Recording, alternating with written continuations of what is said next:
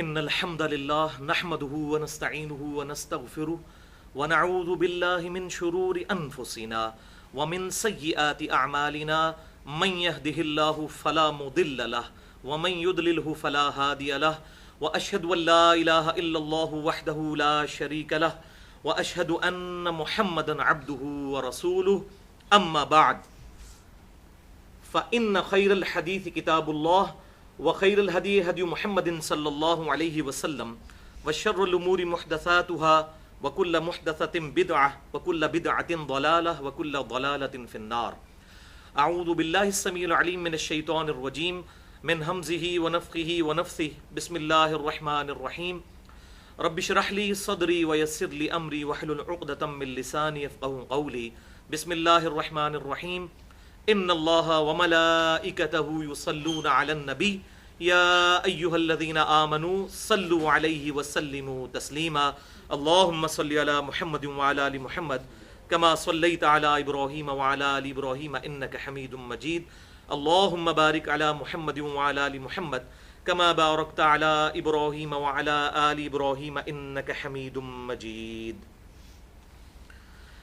الحمدللہ آج 23 اگست 2014 کو ہفتے کے دن قرآن کلاس نمبر 139 میں ہم سورۃ التوبہ کی آیت مبارکہ 60 نمبر اس کے کانٹیکسٹ میں اپنی اسی گفتگو کو آگے لے کر چلیں گے جس پر ہم نے پچھلی دفعہ تقریباً 73 منٹس گفتگو کی تھی، اور ہماری وہ گفتگو ہماری ویب سائٹ اہلسنتپاک.com پر، ہمارے یوٹیوب اور tune.pk کے چینل انجینئر محمد علی مرزا کے تھرو اپلوڈ ہو چکی ہے، اور اس کا عنوان ہے مسئلہ نمبر 95A، زکوٰۃ اور صدقہ کی فرضیت اور اہمیت اور اس کی فضیلت. اور اس میں نے زکوٰۃ کے حوالے سے ڈیٹیل سے گفتگو کی تھی، اس کی اہمیت اور فرضیت کے اعتبار سے، اور ساتھ ہی ساتھ زکوٰۃ ادا نہ کرنے والوں پر قیامت والے دن کیا عذاب ٹوٹنے لگا ہے اور کیا اللہ تعالیٰ کی طرف سے ان پر وعید ہے قرآن و سنت کی روشنی میں، وہ میں نے بیان کی تھی. آج انشاءاللہ تعالیٰ اسی کے دوسرے حصے کو ڈسکس کریں گے، مسئلہ نمبر 95B، اور اس کا عنوان ہے زکوٰۃ و صدقہ سے متعلق جدید اور قدیم فقہی احکام و مسائل. زکوٰۃ و صدقہ سے متعلق جدید اور قدیم فقہی احکام و مسائل 17 علمی پوائنٹس کی شکل میں انشاءاللہ پیش کروں گا، اور اس میں چھوٹے چھوٹے تقریباً 70 کے قریب مسائل، فقہی احکام و مسائل اس میں کور ہو جائیں گے انشاءاللہ تعالی. بھائیو، یہ 17 جو علمی پوائنٹس ہیں یہ میں نے بڑی محنت سے تیار کیے ہیں، اور یہ الل ٹپ ایٹ رینڈم نہیں ہے، بلکہ ایک انٹلیکچوئل ترتیب کے ساتھ ہیں تاکہ زکوٰۃ کے فقہی احکام و مسائل لوگوں کو سمجھ آ جائیں، کیونکہ یہ مشکل ترین ٹاپکس میں سے ہے آج کل کے دور کے اعتبار سے. کتابیں بھی اس طرح اویلیبل نہیں ہیں، تقاریر میں بھی لوگ کئی ایک موضوعات ہیں جن پر ہاتھ نہیں ڈالتے، کیونکہ لوگوں کی روٹی روزی ان چیزوں کے ساتھ وابستہ ہے، اس لیے وہ بیان نہیں کرتے. وہ آپ کو آج انشاءاللہ تعالی اندازہ بھی ہو جائے گا. بھائیو، آج کی گفتگو میں جتنی آیات آئیں گی میں انشاءاللہ ان کے مکمل ریفرنسز بھی دے دوں گا، اور جتنی احادیث آئیں گی ان کے مکمل ریفرنسز، اور جو کرٹیکل احادیث ہوں گی انشاءاللہ ان کے نمبرز علماء حرمین، بیروت اور دارالسلام کی انٹرنیشنل نمبرنگ کے مطابق بتا دوں گا، جس کے مطابق پوری دنیا کے اندر عربی سافٹ ویئرز بنتے ہیں اور عربی کتب شائع ہوتی ہیں. پھر بھی اگر کسی کی کوئی کیوری ہو تو لیکچر کے اینڈ پہ مجھ سے سوال کیا جا سکتا ہے، یا بعد میں بھی. میرا ای میل ایڈریس ہے mirza_95@yahoo.com، اس پہ بھی مجھ سے سوال کیا جا سکتا ہے. بھائیو، آج کا لیکچر انشاءاللہ ایک ویڈیو بک بن جائے گا زکوٰۃ کے فقہی احکام و مسائل کے اعتبار سے، اور یہ لیکچر بھی منکرین حدیث کے لیے بہت بڑا لمحہ فکریہ ہے. کیوں؟ اس لیے کہ قرآن پاک میں اللہ تبارک و تعالیٰ نے سورۃ التوبہ کی آیت نمبر 60 میں زکوٰۃ کا اس کو کس طریقے سے تقسیم کرنا ہے، مصارف کیا ہیں زکوٰۃ کے، وہ بیان کیے ہیں. لیکن نہ تو زکوٰۃ کا نصاب آیا ہے کہ کس پہ زکوٰۃ فرض ہوگی، اور نہ ہی اس کی ڈیٹیل آئی ہے کہ کتنے % زکوٰۃ دینی ہے. اس کے بغیر تو آپ زکوٰۃ دے ہی نہیں سکتے. تو اس کا سورس پھر ہمارے پاس اسی کتاب اللہ نے ہمیں گائیڈ کیا ہے سنت کی طرف. من یطع الرسول فقد اطاع اللہ, جس نے رسول اللہ صلی اللہ علیہ وسلم کی اطاعت کی اس نے گویا اللہ کی اطاعت کی. سورۃ النساء آیت نمبر 80. تو زکوٰۃ کے جتنے فقہی احکام و مسائل ہیں الحمدللہ یہ صحیح الاسناد احادیث سے ثابت ہیں اور اکثریت پر اجماع امت ہے. اور جب اجماع امت کسی مسئلے پر ہو تو اس سے کتاب و سنت سے دلیل کی ضرورت نہیں رہتی, کیونکہ اجماع خود بہت بڑی دلیل ہے. اس قرآن پاک کی واحد اتھینٹسٹی اجماع امت ہی تو ہے کہ امت نے عملی تواتر کے ساتھ اس کتاب کو نقل کیا ہے. اجماع کے حوالے سے میری ایکسکلوسیو گفتگو ہے مسئلہ نمبر 31 کے نام سے, 40 منٹ کی گفتگو. اس میں نے اجماع کی حجیت اور اس کی 17 مثالیں بھی بیان کی ہیں. میں نمونے کے طور پر 2 احادیث بیان کر دیتا ہوں جو میں نے اس میں بھی بیان کی. پہلی حدیث موقوفاً امیر المؤمنین سیدنا عمر ابن خطاب رضی اللہ تعالیٰ عنہ کا مبارک قول ہے. المصنف ابن ابی شیبہ میں انٹرنیشنل نمبرنگ کے مطابق کتاب البیوع چیپٹر میں 22,990. انہوں نے کوفے کے قاضی شریح کو خط لکھا کہ جب بھی تجھے کوئی مسئلہ آئے تو سب سے پہلے کتاب اللہ میں اسے تلاش کر, اگر کتاب اللہ میں نہ پائے تو پھر سنت رسول صلی اللہ علیہ وسلم میں اسے تلاش کر, اگر سنت میں بھی نہ پائے تو پھر امت کے اجماع میں دیکھو کہ امت کس چیز کو ایکسیپٹ کیے ہوئے ہے, اور اگر اجماع میں بھی نہ پاؤ تو پھر تم اجتہاد کر سکتے ہو, اور اگر نہ کرو تو تب بھی درست ہے اجتہاد. تو یہ بنیادی طور پہ 4 چیزیں ہیں, کتاب اللہ, سنت اور اجماع. یہ مین ایبسولوٹ 3 دلائل ہیں, اور چوتھی چیز جو ہے اجتہاد, وہ ایبسولوٹ نہیں ہے, ریلیٹیو ہے, اس میں اختلاف ہو سکتا ہے. آپ کو بھی حق ہے اختلاف کرنے کا, مجھے بھی. پوری امت کے لیے اجتہاد کا دروازہ قیامت تک کے لیے کھلا ہے, کتاب و سنت کے دلائل کی روشنی میں, اپنی ذاتی رائے کی روشنی میں نہیں. بہرحال اسی طریقے سے المستدرک للحاکم میں صحیح سند کے ساتھ انٹرنیشنل نمبرنگ کے مطابق کتاب العلم چیپٹر میں 399 نمبر حدیث ہے. آپ صلی اللہ علیہ وسلم نے ارشاد فرمایا, اللہ تعالیٰ میری امت کو کبھی بھی گمراہی پر جمع نہیں ہونے دے گا, جماعت پر اللہ کا ہاتھ ہے. یہ اکثر جو ہماری یہ مختلف جماعتیں اور پارٹیاں یہ حدیث پیش کر رہی ہوتی ہیں جماعت پہ اللہ کا ہاتھ ہے, تو وہ اپنی جماعت بتا رہے ہوتے ہیں. اس جماعت سے مراد اجماع امت ہے. یہ پارٹیاں بازیاں نہیں ہیں جو یہ جعلی قسم کی پارٹیاں بنا کے, اور سیاسی پارٹیاں اور مذہبی پارٹیاں اور ان کے امیر بنائے ہوئے ہیں, یہ جماعت مراد نہیں. اس سے مراد ہے امت کی مین سٹریم, اجماع امت. میری امت کبھی گمراہی پر جمع نہیں ہوگی, جماعت پہ اللہ کا ہاتھ ہے. تو اس جماعت سے مراد ہے امت کی پوری اجماعی جو تھاٹ ہے اس کو اجماع کہا گیا. اس پہ اللہ تعالیٰ اس امت کی حفاظت کرے گا. یہ 17 کا عدد میں نے ڈیڈکٹ کیا ہے کہ دن رات میں فرض نماز کی جو رکعتیں ہیں وہ 17 ہیں, جس پہ اہل سنت اور اہل تشیع کا اجماع ہے. 2 فجر کی, 4 ظہر کی, 4 عصر, 3 مغرب اور 4 عشاء, یہ جو 17 فرائض بنتے ہیں اس کی نسبت. پچھلی دفعہ بھی میں نے یہ بات کی تھی تو لوگوں کی طرف سے یہ بھی کیوری آئی کہ بھئی اہل تشیع آپ کیوں کہتے ہیں, اہل تشیع تو 3 نمازیں پڑھتے ہیں. تو بھائیو اہل تشیع 3 نمازیں نہیں پڑھتے, اہل تشیع بھی 5 نمازیں ہی پڑھتے ہیں. وہ نمازوں کو جمع کرتے ہیں, ظہر اور عصر کو جمع کرتے ہیں, اور مغرب اور عشاء کو بھی جمع کرتے ہیں. تو جہاں تک سفر کا معاملہ ہے, بخاری اور مسلم میں درجنوں احادیث موجود ہیں کہ آپ صلی اللہ علیہ وسلم سفر میں ہمیشہ ظہر اور عصر کو جمع کرتے تھے اور مغرب اور عشاء کو. اسے ظہرین اور مغربین کہا جاتا ہے. لیکن ایک حدیث ایسی ہے جو صحیح مسلم میں 3-4 طرق اس کے آئے ہیں, انٹرنیشنل نمبر کے مطابق 1629 نمبر اور 1633 نمبر, جس پہ امام نووی نے صحیح مسلم میں باب بھی باندھا ہے کہ سفر کے علاوہ حضر میں بھی, عام حالات میں بھی نمازیں جمع کی جا سکتی ہیں. لیکن یہ اہل سنت کے لوگ چھپاتے ہیں کہ وہ کہتے ہیں گاٹے ہی نہ فٹ ہو جائے, پھر تو شیعہ سے دلیل پکڑیں گے. بات اہل سنت اہل تشیع کی نہیں, بات امام کائنات سید الاولین والآخرین شفیع المذنبین رحمت للعالمین سیدنا و مولانا امام اعظم محمد رسول اللہ صلی اللہ علیہ وسلم کی مانی جائے گی. فرقہ واریت کی لعنت کو چھوڑیں, فرقہ واریت کو 3 طلاقیں دے کے 4 تکبیریں پڑھ کر دفنا دیں, تب یہ باتیں سمجھ آئیں گی. تو میں نے نمبر بتایا صحیح مسلم 1629, 1633. ابن عباس رضی اللہ تعالیٰ عنہ کہتے ہیں کہ نبی صلی اللہ علیہ وسلم نے ہمیں مدینہ شریف میں بغیر خوف کے, بغیر بارش کے اور بغیر سفر کے ظہر اور عصر کی نماز جمع کروائی. پہلے 4 فرض ظہر کے پڑھے, پھر 4 عصر کے جماعت کے ساتھ, اور پھر مغرب اور عشاء کی جمع کروائی 3 مغرب کے فرض اور 4 عشاء کے۔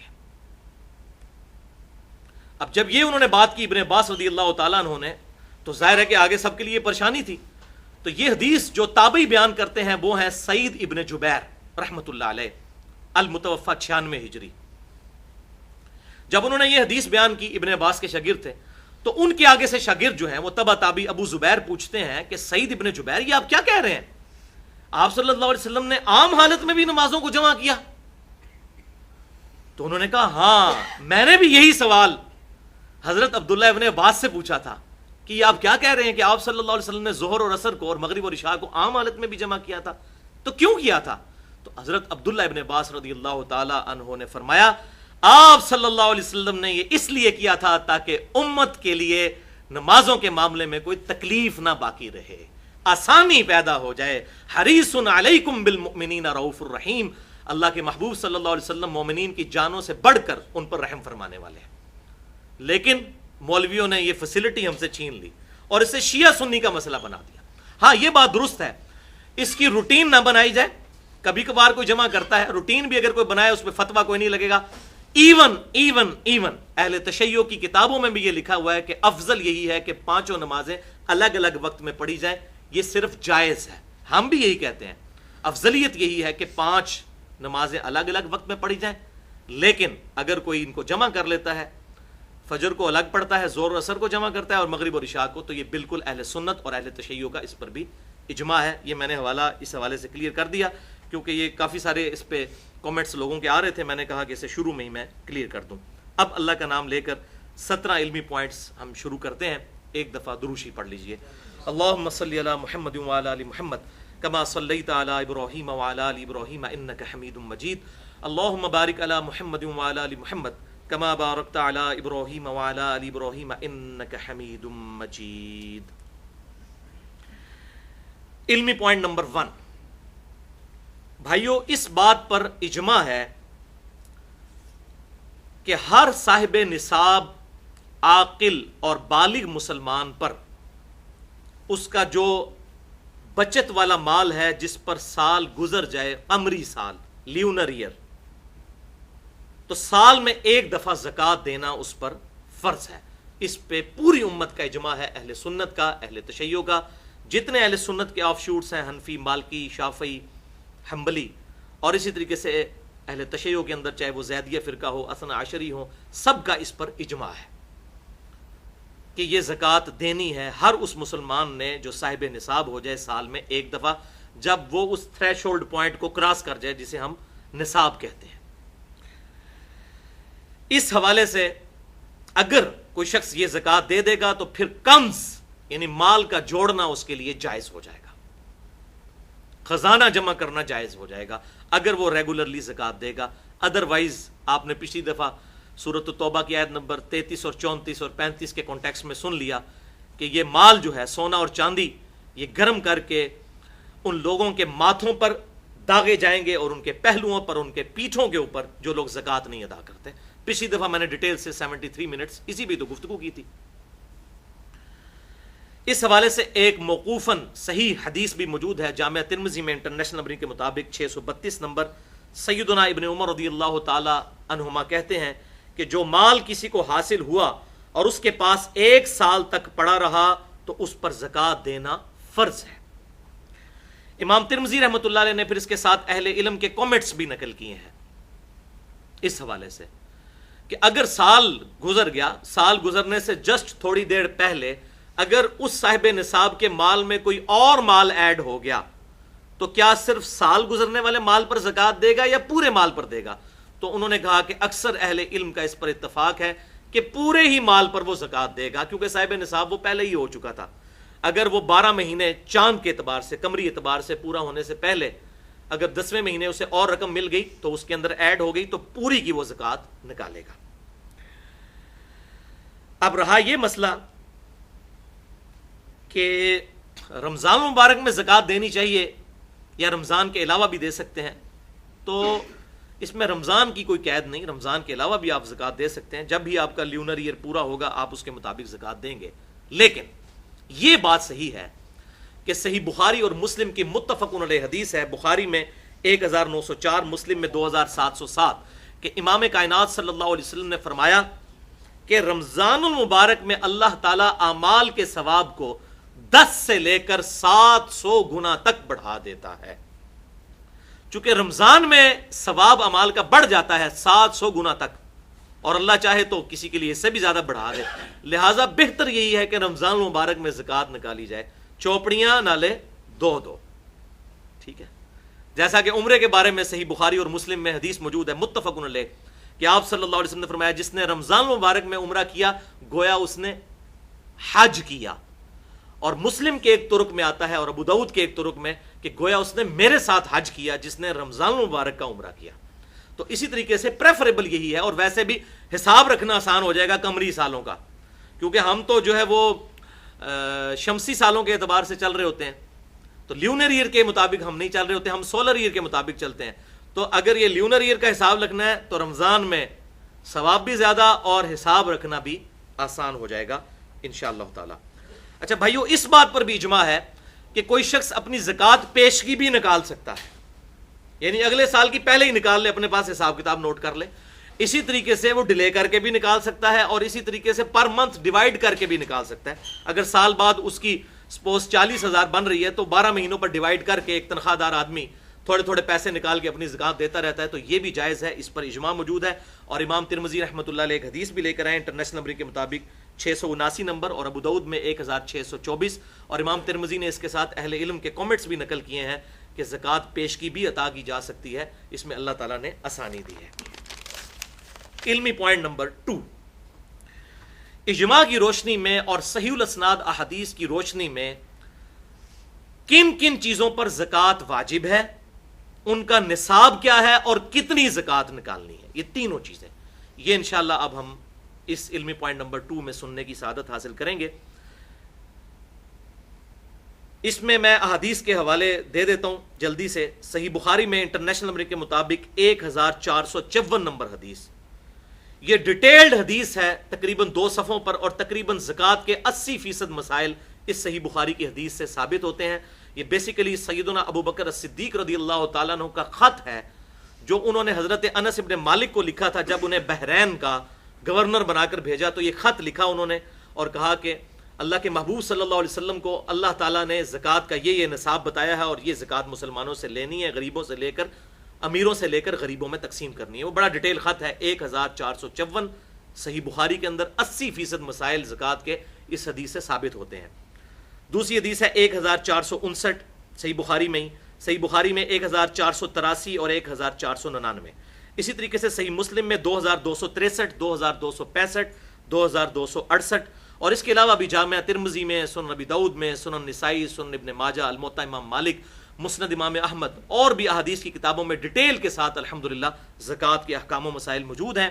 ان کی روشنی میں اور اجماع امت کی روشنی میں کل 10 چیزیں ہیں جن پر زکوٰۃ نکالنا واجب ہے.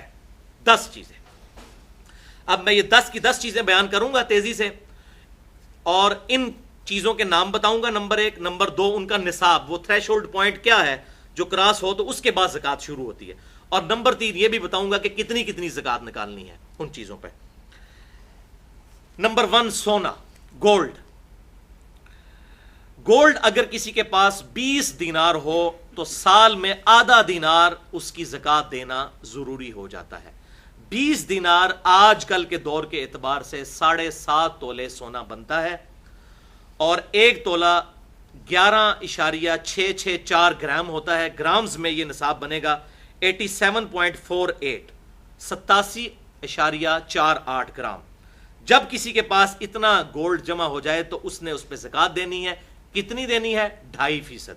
اور 2.5% نکالنے کا بڑا آسان طریقہ ہے کہ جو اس کی مالیت بن رہی ہے اس کو 40 پہ تقسیم کر دیں تو 2.5% آ جائے گا. 40 پہ تقسیم کرنا ہے. دوسری چیز وہ ہے کرنسی، روپے کی شکل میں، ڈالر کی شکل میں، پاؤنڈ کی شکل میں، ریال کی شکل میں، کسی بھی شکل میں کرنسی. کرنسی چونکہ سونے کا ایکویلنٹ ہے، انشاءاللہ یہ اگلے پوائنٹ میں ڈیٹیل سے اس پہ بحث بھی کروں گا. یہ وہ چیز ہے جو مولوی چھپاتے ہیں اور چاندی کا نصاب لوگوں کو بتاتے ہیں تاکہ اپنی تجوریاں بھریں. حالانکہ چاندی کے نصاب سے تو ایک صحت مند جو ہے وہ بکرا بھی نہیں خریدا جاتا، جبکہ بکرے کا نصاب جو ہے بکریوں کا وہ 40 بکریوں سے شروع ہوتا ہے، وہاں 40 بکریوں سے زکوٰۃ شروع ہوتی ہے، اور یہ لوگ 38,000 روپیہ جو چاندی کا نصاب بن رہا ہے اس کے اوپر زکوٰۃ بتا دیتے ہیں. میں انشاءاللہ اگلی دفعہ اس میں اگلے پوائنٹ میں بتاتا ہوں. تو کرنسی جو ہے یہ بھی سونے کے ایکویلنٹ ہے، لہٰذا وہی نصاب ہوگا 7.5 تولے سونا یا 87.48 گرام، اور اس پہ بھی 40واں حصہ یعنی 2.5% ادا کرنا ہوگا. تیسری چیز ہے چاندی، اگر کسی کے پاس ہو، جیسے کہ ابھی یہ آرٹیفیشل جیولری کا بھی رواج ہے اور چاندی کا بھی لوگ کام کرتے ہیں، تو چاندی کا نصاب ہے 200 درہم پر 5 درہم. چاندی کا نصاب 200 درہم پر 5 درہم ہے.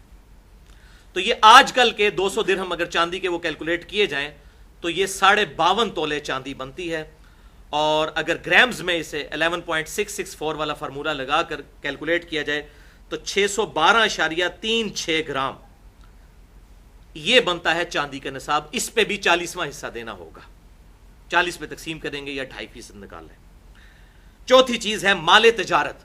مال تجارت سے مراد ہے کہ اگر کوئی شخص کسی کی دکان ہے، اس میں اس نے کپڑا رکھا ہوا ہے، یا میڈیکل سٹور ہے، اس میں اس نے ادویات رکھی ہوئی ہیں جو اس کے پاس رہتی ہیں، جو اس نے کاروبار کے اندر اپنا سارا مال لگایا ہوا ہے، اور وہ سٹور کی انوینٹری کی فارم میں موجود ہے. اسی طریقے سے کمرشل پلاٹس ہیں کسی کے پاس، بیچنے کی غرض سے وہ پلاٹس خریدتا ہے. ویسے اگر پلاٹ ہے کسی کے پاس، جب تک اس پہ زرعی زمین کے اوپر کاشتکاری نہ کی جائے تو اس پہ زکوٰۃ نہیں بنتی، وہ تو کاشتکاری کے اوپر زکوٰۃ ہوتی ہے اگر کی جائے، ورنہ کوئی نہیں. لیکن کمرشل پلاٹس بیچنے کی نیت سے جو لیے جاتے ہیں، چاہے پراپرٹی ڈیلر لے یا عام آدمی اپنی سیونگ کو یہ کر لے، چلاک بننے کی کوشش کرے کہ وہ سونے کی بجائے پلاٹ خرید لے اور کہ جی میرے پاس سونا تو نہیں، زکوٰۃ نہیں لگے گی، تو بھائی عقل آپ کی بھی نہیں کام کرتی کہ سیونگ کے اوپر زکوٰۃ ہے. اللہ تعالیٰ کو تو دھوکہ نہیں آپ دے سکتے، اپنے آپ کو دے سکتے ہیں. تو کمرشل پلاٹس جو انسان نے خریدے ہوئے ہیں سیونگ کے طور پہ، ان کی بھی کیلکولیشن پر سونے کا نصاب لگے گا، اور اسی طریقے سے دکان کے اندر جو مال ڈالا ہوا ہے اس پہ بھی 40واں حصہ زکوٰۃ دی جائے گی. 5ویں نمبر پہ ہے زمین کی پیداوار، چاہے وہ غلے کی فارم میں ہو، کھجور کی پھل کی فارم میں، تو اس پہ بھی زکوٰۃ ہے. اور اس کے لیے جو تھریش ہولڈ پوائنٹ ہے، نصاب ہے، وہ ہے 5 وسق. ایک وسق جو ہے وہ 60 سا کے برابر ہوتا ہے، اور ایک سا جو ہے وہ 4 مد کے برابر ہوتا ہے، اور ایک مد 600 گرام بنتے ہیں ہمارے زمانے کے. لہٰذا یہ پوری ملٹیپلیکیشن کرنے کے بعد 5 وسق جو ہیں وہ بنتے ہیں آج کل کے 720 کلو گرام. تو 720 کلو گرام جس کے پاس غلہ ہوگا تو اس پر اسے زکوٰۃ دینی ہوگی، لیکن غلے کی زکوٰۃ زیادہ ہے. وہ ہم نے جو زکوٰۃ سنی سونے کی، اس سے یہ 4 گنا ہے، 10% زکوٰۃ ہے. اور وہ اس صورت میں 10% ہے، اسے عشر بھی کہتے ہیں، کہ اگر زمین کی پیداوار کو جو پانی ہے وہ بارانی ہو، زمین اس کی یعنی نیچرل اریگیشن ہو، بارش کے ذریعے یا نہر کے ذریعے پانی اس کو لگتا ہو، جس پہ اس کا اپنا خرچہ کوئی نہ آتا ہو، تو پھر عشر دیں گے 10واں حصہ، 100 میں 10 روپے. تو یہ 720 جو ہے اس کو آپ ڈیوائیڈ کر لیں 10 کے اوپر، تو یہ 72 kg اس میں سے زکوٰۃ نکالنی ہوگی. اگر زمین جو ہے وہ کنویں کے ذریعے سیراب کی جاتی ہے، ظاہر ہے اس پہ بجلی کا بل بھی دینا پڑے گا، آپ خود بھی اس پہ خرچہ کر رہے ہیں، تو شریعت نے اس میں آسانی دی ہے کہ پھر آدھا عشر دینا ہوگا، یعنی پھر زکوٰۃ جو ہے وہ 5% رہ جائے گی. اس طرح 10%، اس طرح 5%. چھٹی چیز ہے شہد. شہد پہ بھی عشر ہے جس طرح کے غلے کے اوپر ہے، لیکن وہ اس کا تھریش ہولڈ پوائنٹ ہے 10 مشکیزے. اگر شہد ہو تو اس میں سے 1 مشکیزہ اللہ کی راہ میں خرچ کرنا ہوگا. یہ تو خیر مطلب یوزل اس طرح استعمال نہیں ہوتی ہیں آج کل چیزیں. 7ویں چیز ہے اونٹ. اونٹ کا نصاب جو ہے وہ صحیح بخاری اور مسلم کے اندر آیا ہے، اور بخاری کی اس ڈیٹیل حدیث میں 1454 نمبر کہ 5 سے کم اونٹوں کے اوپر زکوٰۃ نہیں ہے. 5 اونٹ جس کے پاس ہوں گے تو اس کی زکوٰۃ شروع ہو جائے گی. 5 سے لے کر 24 اونٹوں تک ایک ہی زکوٰۃ نکالنی ہوگی. اور وہ کیا نکالنی ہوگی؟ ایک بکری دینی ہوگی، نارمل بکری ایک، یہ زکوٰۃ بنے گی. لیکن جیسے ہی 25 اونٹ ہوں گے تو 25 سے لے کر 35 تک اگر یہ اونٹ پہنچ جاتے ہیں تو پھر آپ کو یہ 35 اونٹوں کے اوپر 1 سال کی اونٹنی جو ہے یہ زکوٰۃ کے طور پر نکالنی ہوگی. اور اس پہ بھی اجماع ہے کہ اس کے بدلے سونا یا کرنسی بھی دی جا سکتی ہے اس کی ویلیو کیلکولیٹ کر کے. 8ਵੀं चीज है गाय। इस तरीके से 35 के आगे भी डिटेल चलती है सैकड़ों तक, तो अब टाइम नहीं है चूंकि आजकल लोगों की जरूरत नहीं, लिहाजा मैं इसे छोड़ रहा हूं। 8वीं चीज है गाय या भैंस। भैंस भी गाय के हुक्म में दाखिल है। मैंने इजमा की हुज्जियत मसला नंबर 31 में यह चीज साबित की है कि उम्मत का इजमा है कि भैंस गाय के हुक्म में दाखिल होगी। 30 गाय जब हो जाएंगी तो फिर ज़कात स्टार्ट हो जाएगी, इससे पहले ज़कात कोई नहीं। और जिसके पास 30 गाय हों तो 1 साल का उसने बछड़ा गाय का वो ज़कात में देना होगा, और जिसके पास 40 हों तो वो फिर 2 साल का बछड़ा, और इस तरीके से फिर आगे इक्वेशन चलती है। 9वीं चीज है बकरियां और भेड़ें, इन पे भी ज़कात है। जिसके पास 40 बकरियां होंगी तो तब उसकी ज़कात शुरू होगी, 40 से कम पर शुरू नहीं होगी। 40 से लेकर 120 तक सही बुखारी 1454 नंबर की रोशनी में हदीस नंबर, एक बकरी ज़कात देनी होगी 40 बकरियों से लेकर 120 बकरियों तक जिसके पास है, और 121 से लेकर 200 तक हो तो फिर 2 बकरियां देनी होंगी, और इसी तरीके से आगे इक्वेशन चलती है। 10वीं चीज है दफीना, रकाज या मादनियात, या जमीन में से निकला हुआ माल। उस जमाने में भी सही बुखारी में आता है कि सोना किसी की जमीन से निकला है, या मादनियात निकल आए, नमक निकल आए, या आजकल के दौर में अगर किसी की खुशकिस्मती हो तो तेल निकल आए, तो उस पर भी ज़कात होगी। दफीने के ऊपर ज़कात सबसे ज्यादा है, सबसे ज्यादा ज़कात है इसके ऊपर, और वो है 20%। 100 में 20 रुपए, 5वां हिस्सा दफीने के ऊपर, यानी कि वो 100 रुपए का माल है तो 20% देना होगा, 5वां हिस्सा अल्लाह की राह में खर्च करना होगा, यानी उशर से भी डबल हो गया। सबसे ज्यादा ज़कात जो है वो दफीने के ऊपर है, मादनियात के ऊपर है। अगर किसी की जमीन से कोई ऐसा खजाना निकला है तो ये सबसे ज्यादा ज़कात उसके ऊपर है। इल्मी पॉइंट नंबर 3, ये बड़ा इल्मी पॉइंट है, समझने वाला, और वो है भाइयों करेंसी नोट का मसला। ये मुश्किल तरीन टॉपिक है। करेंसी नोट है रुपए की शक्ल में, या डॉलर की शक्ल में, पाउंड की शक्ल में, यूरो की शक्ल में, या रियाल की शक्ल में। तो इस करेंसी को क्या सोने के इक्विवेलेंट लिया जाएगा या चांदी के इक्विवेलेंट लिया जाएगा? यहां पर मौलवी डंडी मारता है क्योंकि उसके मदरसे इसके ऊपर चल रहे हैं। मैं आपको हक बात बताऊंगा जो बनती है। इसको आप समझ लीजिए कि नबी सल्लल्लाहु अलैहि वसल्लम के मुबारक दौर में 2 तरीके से तिजारत का सिस्टम राइज था। नंबर 1 बार्टर सिस्टम था। बार्टर सिस्टम कहते हैं अशिया के बदले अशिया का लेन देन। मसलन 2 किलो गंदम देकर 1 किलो दूध किसी से ले लिया जाए, अशिया के बदले अशिया, इसको बार्टर सिस्टम कहते हैं। अभी भी तिब्बत साइड पे और दूर दराज के जो इलाके हैं उनमें ये बार्टर सिस्टम अब भी चल रहा है। और दूसरा आप सल्लल्लाहु अलैहि वसल्लम के मुबारक जमाने में जो सिस्टम राइज था वो मनी एक्सचेंज का था, यानी कि पैसे देकर, माल देकर उसके बदले चीजें खरीदी जाएं। और उस वक्त 2 बेसिकली जो है वो चीजें इस्तेमाल होती थी। नंबर 1 दीनार, जो गोल्ड का, सोने का कॉइन होता था, सोने का सिक्का दीनार कहलाता था, और चांदी का सिक्का दिरहम कहलाता था, सिल्वर कॉइन। क्योंकि ये दोनों प्रीसिश धाते हैं, कीमती धाते हैं, और सोना तो खुसूसन, जिस तरह लकड़ी में दियार जो है उसको कभी कीड़ा नहीं लगता और ये साल हर साल रहती है, सोना एक ऐसी धात है इस रुए अर्ज पे जिसकी इलेक्ट्रिकल कंडक्टिविटी 100% है, यानी उसमें से अगर बिजली गुजारी जाए तो बिजली जाया नहीं होती, लेकिन सोने की तारें नहीं बनाई जा सकती, और सोने को जंग नहीं कभी लग सकता। इसको चाहे जमीन में 1000 साल के लिए भी दफना देना, सोने को जंग नहीं लगता। और ये इंसानियत को ज़ाहिर है हजारों साल से, आप से भी पहले हजारों साल से लोगों को ये बात पता थी कि सोने को जंग नहीं लगता, इसलिए सोना एज ए करेंसी अडॉप्ट किया गया, और चांदी को भी। अच्छा, इस बात पर भी उम्मत का इजमा है कि आप सल्लल्लाहु अलैहि वसल्लम के मुबारक जमाने में जो 20 दिनार जो गोल्ड था, आजकल के 7.5 तोले सोना बनता है, और उस जमाने के 200 दिरहम चांदी जो है वो आजकल के 52.5 तोले चांदी बनता है। तो 52.5 तोले चांदी और 7.5 तोले सोना, इनकी वर्थ आप सल्लल्लाहु अलैहि वसल्लम के मुबारक जमाने में 1 थी, और ये निस्बत 1:7 की बनती है। यानी आप सल्लल्लाहु अलैहि वसल्लम के मुबारक जमाने में सोना चांदी से 7 गुना महंगा था। 1 तोले सोने से आप 7 तोले चांदी खरीद सकते थे। یا 7 تولے چاندی سے 1 تولہ سونا خرید سکتے تھے. لیکن وقت کے ساتھ ساتھ سونے کا استعمال زیادہ شروع ہو گیا اور چاندی obsolete ہونا شروع ہوگی, ناپید ہونا شروع ہوگی, حتیٰ کہ اس وقت دنیا میں چاندی ایز اے کرنسی استعمال نہیں ہوتی. سونے کی بنیاد پہ ہی اسٹیٹ بینکس جو ہیں پوری دنیا کے وہ روپیہ چھاپتے ہیں. تو وقت کے ساتھ ساتھ چاندی ڈی ویلیو ہوتی چلی گئی, اور اب یہ صورتحال ہے آج کی ڈیٹ میں 23 اگست 2014 کو پاکستان میں چاندی کا جو تولے کا ریٹ ہے تقریباً 750 روپیہ ہے, اور سونے کا تولے کا ریٹ 48,500 روپیہ ہے. تو وہ نسبت جو آپ صلی اللہ علیہ وسلم کے مبارک زمانے میں 1 اور 7 کی تھی, اب وہ ہو چکی ہے 1 اور 65 کی. تو بہت فرق آ چکا ہے, اس لیے کہ وہ ایز اے ریفرنس چاندی استعمال نہیں ہوتی اب کرنسی کے طور پر.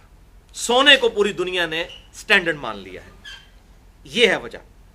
اچھا, جب یہ سونے اور چاندی کے سکے استعمال ہوتے تھے جس زمانے میں, تو یہ پوری دنیا کے اندر سکہ چلتا تھا. کیوں؟ کہ جو سونے کا سکہ ہوتا تھا اس کی انٹرنسک ویلیو جو ہے, پوشیدہ اس کی ویلیو اور اس کی فیس ویلیو یہ برابر ہوتی تھی. یہ دو ہی قیمتیں ہوتی ہیں. ہمارے نوٹ کی جو انٹرنسک ویلیو ہے وہ ہو سکتا ہے اسٹیٹ بینک نے اتنا سونا نہ رکھا ہو, لیکن ہم یہ سمجھتے ہیں کہ یہ 100 روپے کا جو ہے یہ نوٹ, اس کے پیچھے اتنا سونا ہے. لیکن اگر آپ کو 100 گرام کا سونے کا کوئن دے دیا جائے, سکہ, وہ آپ پوری دنیا میں کہیں لے جائیں اس کی ویلیو وہی رہے گی.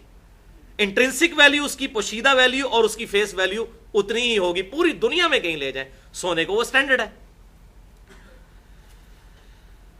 پھر ہیومن ہسٹری میں ایک ٹرننگ پوائنٹ آیا 18ویں صدی کے اندر, جب یہودیوں نے بینکنگ کا سسٹم شروع کیا ایک پوری نیگیٹو سازش کے تحت, اور انہوں نے لوگوں کا سونا اپنے پاس رکھ کے کہا کہ بھئی سونا تو چوری ہو جائے گا, آپ ہمارے پاس رکھوائیں, ہم حفاظت کریں گے اس کی. اور پھر لوگوں نے کہا سونا اگر آپ کے پاس ہوگا تو بھائی ہم لوگوں سے لین دین کیسے کریں گے؟ تو انہوں نے کہا ہم اس طرح کریں گے, آپ کو ایک ریسپٹ, ایک رسید اور ایک سرٹیفکیٹ جاری کر دیں گے, آپ اس سرٹیفکیٹ کی گارنٹی ہماری ہوگی پیچھے سے, ہم اس کی بنیاد کے اوپر آگے جو ہے وہ آپ دعویٰ کر سکتے ہیں, ہم اس کی پیچھے کھڑے ہوئے ہیں. تو اس سرٹیفکیٹ اور ریسپٹ کی بنیاد پہ آپ ایک دوسرے کے ساتھ لین دین کریں, سونا ہمارے پاس پڑا رہے گا. تو لوگوں نے دھڑا دھڑ سونا ان کے پاس رکھوانا شروع کر دیا. شروع میں تو یہ تھا جتنا سونا تھا اتنے کا سرٹیفکیٹ نکلتا تھا. پھر آہستہ آہستہ انہوں نے سرٹیفکیٹ زیادہ چھاپنے شروع کیے تو دیکھا کہ لوگوں کو فرق ہی نہیں پڑا, کوئی لوگ سونا لینے کے لیے آتے ہی نہیں ہے. تو پھر پیچھے سونا اتنا نہ رہا اور سرٹیفکیٹ زیادہ نکالنے شروع کر دیے اور وہ امیر ہونا شروع ہو گئے. اب یہ ایک پوری ہسٹری ہے, اس پہ اگر کسی کو شوق ہو تو اس پہ اگر کسی نے کام کیا تو مولانا مودودی رحمۃ اللہ علیہ نے سود کے حوالے سے جو کام کیا, یونیک کام.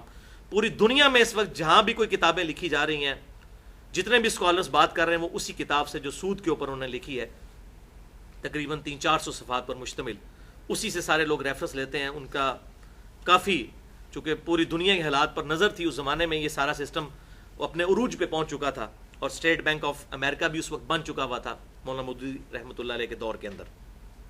انہوں نے وہ زمانہ بھی دیکھا ہوا ہے. بہرحال یہ سونا جو ہے اس کے اگینسٹ انہوں نے ریسپٹ جاری کرنی شروع کر دی, اور حالت یہ ہو گئی کہ پھر لوگوں نے سونے مانگنے کی بجائے پھر انہوں نے قانون بھی پاس کروا لیا امریکہ میں کہ اگر کوئی سونا مانگے گا تو اس کو سزا دی جائے گی. سونا کو مانگ ہی نہیں سکتا. پوری دنیا سے سونا جمع کرنا شروع کر دیا اور سرٹیفکیٹ, اور کرتے کرتے وہی پھر کرنسی نوٹ کی شکل اختیار کر دی اسی چیز نے, اور آج پوری دنیا کے اندر کرنسی نوٹ چل رہے ہیں. آپ کوئی بھی نوٹ اپنا پاکستان کا اگر نوٹ اٹھا کے دیکھیں تو اس نوٹ کے اوپر 2 باتیں لکھی ہوئی ہیں. نمبر 1, حکومت پاکستان کی ضمانت سے جاری شدہ. یہ اب آپ سمجھیں گے یہ کیا اوپر یہ گدڑ سنگھی لکھی ہوتی ہے انہوں نے, یہ آپ کو آج سمجھ آئے گی کہ کیا. اب آپ کو بڑا اہم لگے گا یار, اچھا یہ چیز لکھی ہوئی ہے انہوں نے. اچھا ظاہر ہے حکومت پاکستان کی اگر ضمانت نہیں تو وہ کاغذ کا ایک ٹکڑا ہی ہے نا. ایک 80 گرام کا آپ پیج لیں, اس کے 4 ٹکڑے کر لیں تو 4,000 کے نوٹ بنا سکتے ہیں نا, رنگ ہی لگانا ہے نا اوپر, لیکن اس کے پیچھے ضمانت کوئی نہیں کسی کی, تو کاغذ کا پرزہ ہے. ٹھیک ہے, اس کی جو فیس ویلیو اس پہ لکھی ہوئی ہے 5,000 روپے کے نوٹ پہ, اس کی جو انٹرنسک ویلیو ہے, پوشیدہ ویلیو, وہ اسٹیٹ بینک آف پاکستان کے پاس ہے.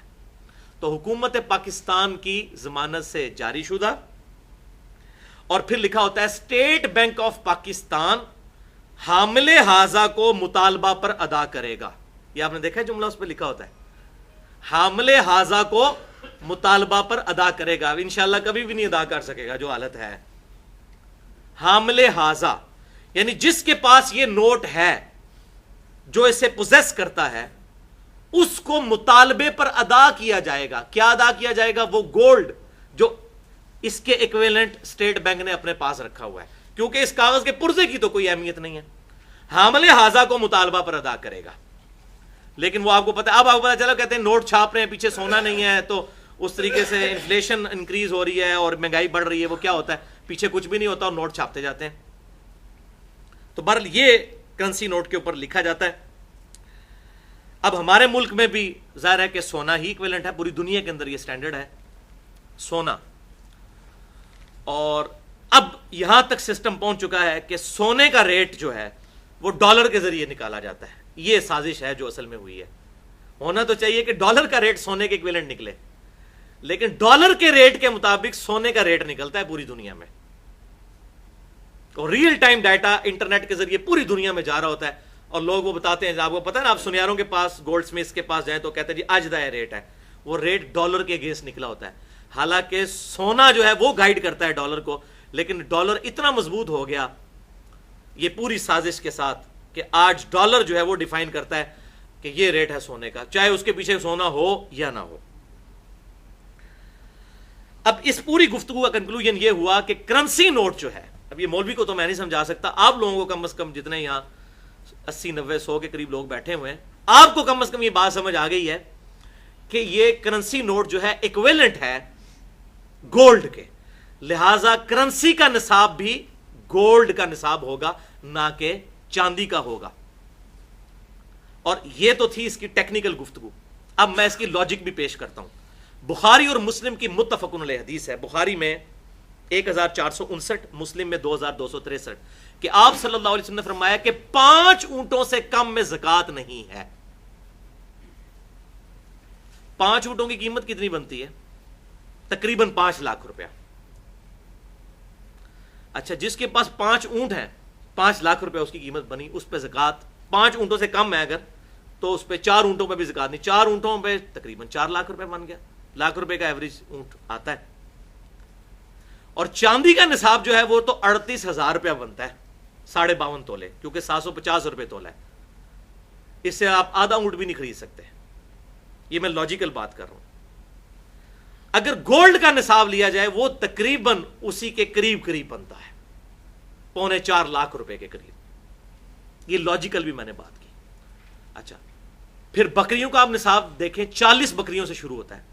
40 بکریوں کی آپ ذرا قیمت نکال کے دیکھیں، 7-8 لاکھ روپے بنتی ہے اگر 20,000 روپے کی بھی لگائی جائے بکری.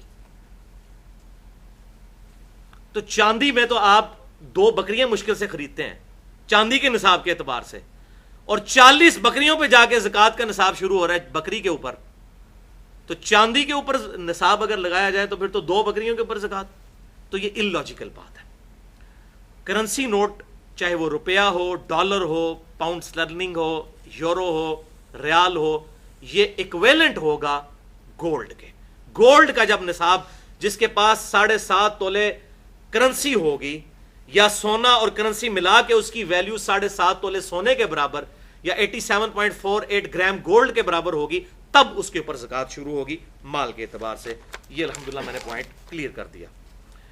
علمی پوائنٹ نمبر 4، یہ بھی بہت کریٹیکل مسئلہ ہے، زیورات کی زکوٰۃ کا مسئلہ. یہ بڑا اٹینٹو ہو کے سننے والا ہے.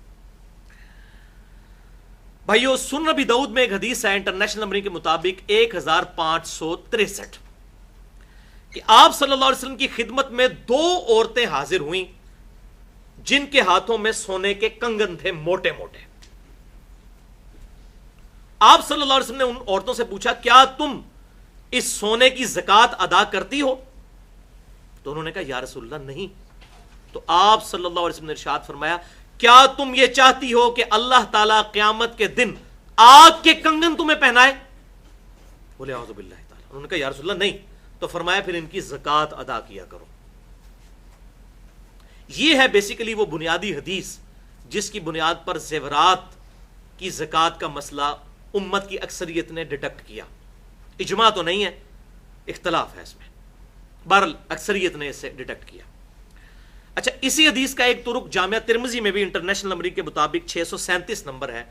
امام ترمذی رحمۃ اللہ علیہ نے یہی حدیث لکھ کر کہا یہ حدیث صحیح نہیں ہے، اور پھر انہوں نے ایک سٹیٹمنٹ دے دی کہ زیورات کی زکوٰۃ کے اوپر جتنی حدیثیں ہیں وہ ضعیف ہیں.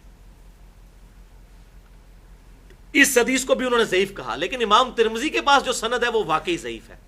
اس میں ابن لہیہ مدلس ہیں اور ان سے روایت کر رہے ہیں، اور مدلس کی ان والی روایت سما کی تصریح کے بغیر ضعیف ہوتی ہے. لیکن امام ابو داؤد یہی حدیث لے کر آئے انٹرنیشنل نمبر کے مطابق سنن ابی داؤد میں 1563، تو وہ حدیث صحیح سند کے ساتھ ہے الحمدللہ.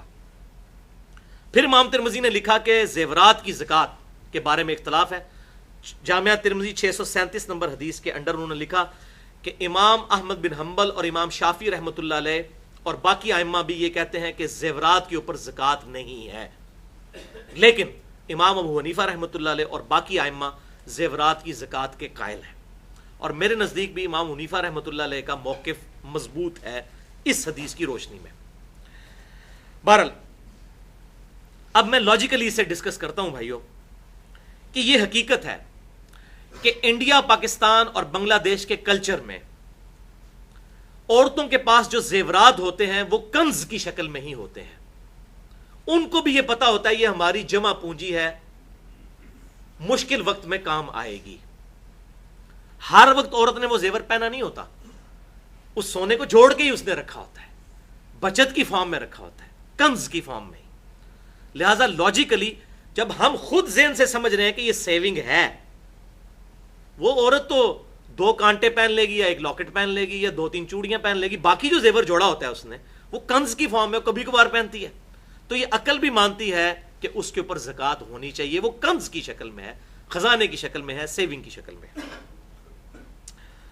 بعض لوگ اس میں پھر یہ بھی چکر کرتے ہیں، وہ کہتے ہیں جی اسی تے بچیاں دے نہ کر دیتا ہے جی زیور. میں کسی کے پاس اگر 18 تولے سونا ہے تو اس پہ تو لگے گی زکوٰۃ، تو کہتے ہیں جی میرے 3 بچے ہیں، میں نے تینوں کے نام نیت کر لیے 6-6 تولے، زکوٰۃ ہی نہیں دیتے. یہ کس کو آپ دھوکہ دے رہے ہیں؟ اولاد آپ کے انڈر ہے، وہ مال وہ کنز ہے، اس مال پہ اللہ کا حق ہے، کسی نہ کسی نے تو دینا ہے. 18 تولے سونا جو رکھا ہوا ہے سنبھال کے، یہ 18 تولے اللہ کا دیا ہوا ہے نا، اس 18 تولے پہ زکوٰۃ تو نکلے گی. اچھا آپ نہیں دے رہے پھر کون دے گا؟ بچے بھی نہیں دے رہے، وہ نہیں دے رہے، وہ کہہ رہے ہیں 6 تولے ہیں نا، 6 کیا ہوا تینوں کے نام، 7.5 تولے کی تھریش ہولڈ پوائنٹ تو کراس نہیں ہوا. وہ یہ پھر بہانہ بناتے ہیں. تو یہ بالکل ہیلا بازی ہیں. اس طریقے سے مال کسی کے حوالے کرنے سے، صرف نام لے لینے سے، بچوں کے چھوٹے بچوں کے نام کر لینے سے زکوٰۃ سے جان نہیں چھڑائی جا سکتی. اور پھر آپ فقہ حنفی میں اگر جائیں تو فتاوی العمگیریہ میں تو پتہ نہیں کیا کیا فتوے لکھے ہوئے ہیں، اس میں تو لکھا ہوا ہے اس سے بھی آگے ایک درجے. انہوں نے کہا کہ اگر کسی بیوی کے پاس اتنا زیور ہے کہ اس پہ زکوٰۃ لگتی ہے تو سال گزرنے سے 1 دن پہلے وہ اپنے خامند کو وہ گفٹ کر دے. تو چونکہ 1 دن کم ہے اب اس پہ زکوٰۃ نہیں لگے گی. جب خامند پہ سال گزرنے لگے تو وہ بھی سال گزرنے سے 1 دن پہلے بیوی کو واپس گفٹ کر دے. اس طریقے سے ایک دوسرے کو اگر گفٹ کرتے رہیں، یہ لٹرلی لکھا ہوا ہے فتاوی العمگیریہ کے اندر. جو اورنگزیب عالمگیر صاحب نے اسلام کی خدمت کروائی تھی، یہ خدمت کروائی انہوں نے. اب یہ ہیلا بازیاں یہی علماء یہود نے کیا تھا اصحاب سبت نے مچھلیوں کے شکار کے بارے میں. قرآن میں آیا، اللہ تعالیٰ نے فرمایا کونوا قردۃ خاسئین، ہم نے کہا پھٹکارے ہوئے بندر بن جاؤ تم. یہ ہیلے بازیاں، یہ تو حضور صلی اللہ علیہ وسلم کی دعائیں ہیں جن کا حصہ میں آج پہنچ رہا ہے کہ ہماری شکلیں نہیں بگڑ رہی. ادروائز یہ بڑے بڑے بزرگوں کی شکلیں بگڑی ہوئی ہوتی ہیں جن کو ہم بزرگ سمجھ رہے ہیں، جنہوں نے اسلام کے ساتھ بیڑا غرق کیا ہے. میں ان کو کہتا ہوں علماء کرائم، مجرم علماء، علماء کرام نہیں، علماء کرائم، مجرم علماء جنہوں نے دین کے ساتھ یہ ظلم ڈھایا. بہرحال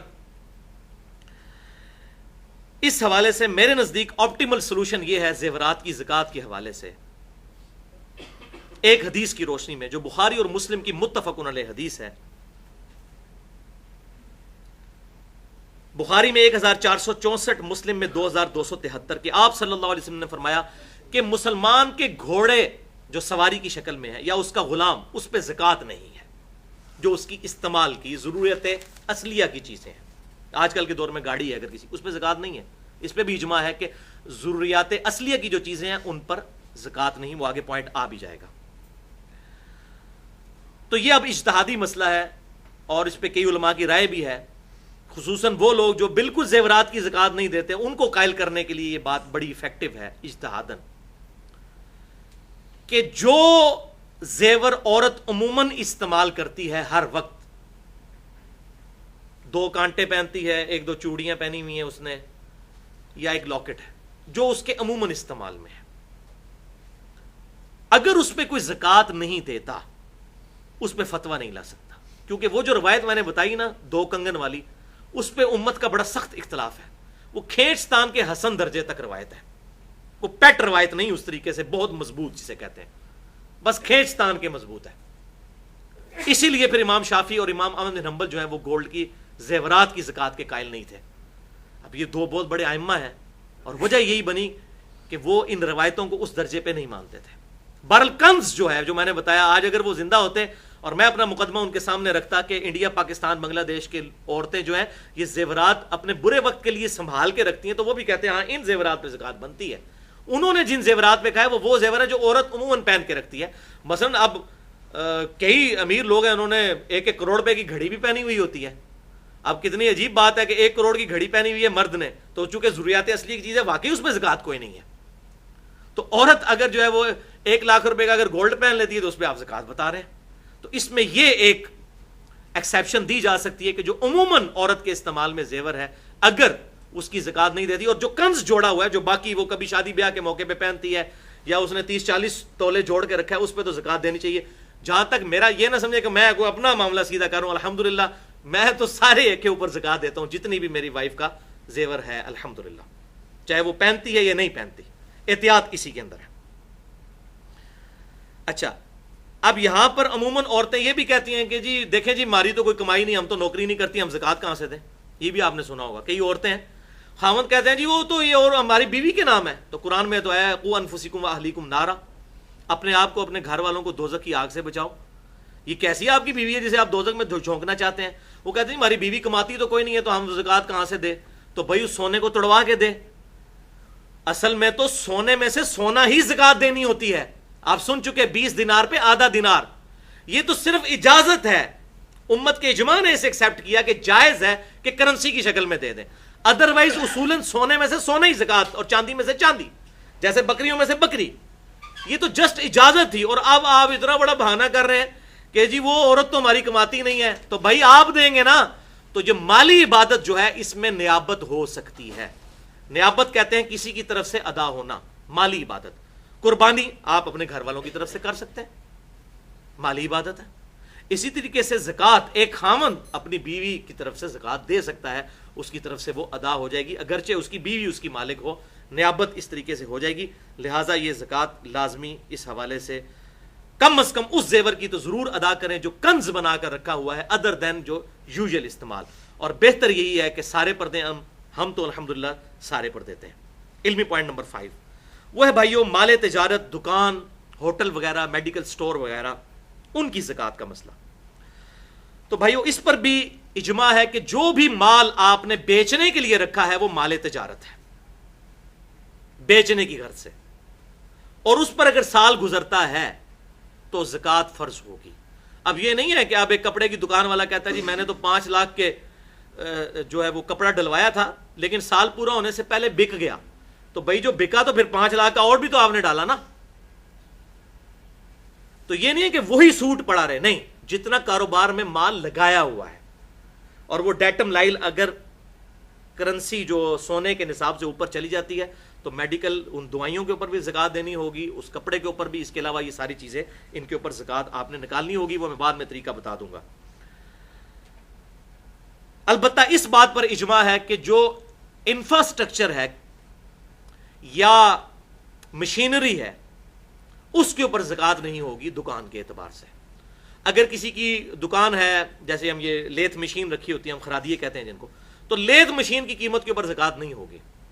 اسی طریقے سے رینٹ کار کے اوپر گاڑی کسی نے دی ہوئی ہے تو اس گاڑی کے اوپر زکوٰۃ نہیں ہوگی، اس کی مال کی کمائی پہ ہوگی، کیونکہ اس کی ڈپریسیشن بھی ہو رہی ہے، اس کی قیمت وقت کے ساتھ ساتھ کم ہو رہی ہے.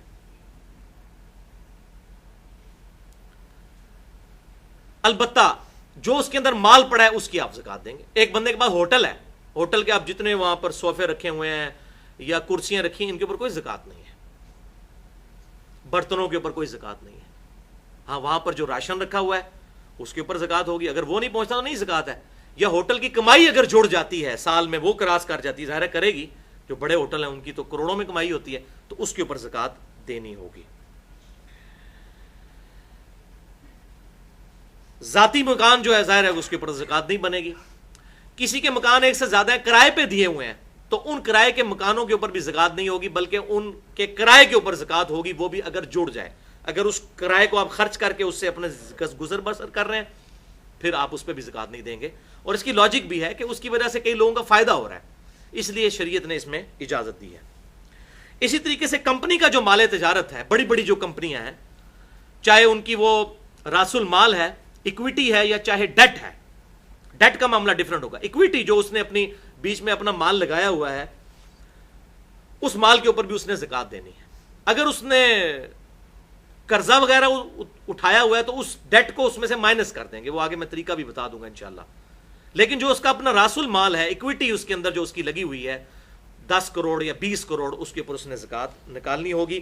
اور اس میں صحیح بخاری 1454 نمبر حدیث میں یہاں تک ہے کہ آپ صلی اللہ علیہ وسلم نے فرمایا اگر کوئی مال ایسا ہے جو 2-3 لوگ شیئر کر رہے ہیں، آپس میں شیئر کر رہے ہیں، مطلب 120 بکریاں 3 کی ملکیت ہیں، تو یہ نہ کرو کہ ان میں آپس میں ڈیوائیڈ کر لو زکات سے بچنے کے لیے. تو حضور صلی اللہ علیہ وسلم نے اس سے بھی منع کیا ہے کہ اگر شیئر کر رہے ہو تو 120 بکریوں پہ زکات نکالو گے اور وہ پھر زکات نکالنے کے بعد تینوں پہ ڈیوائیڈ کرو گے.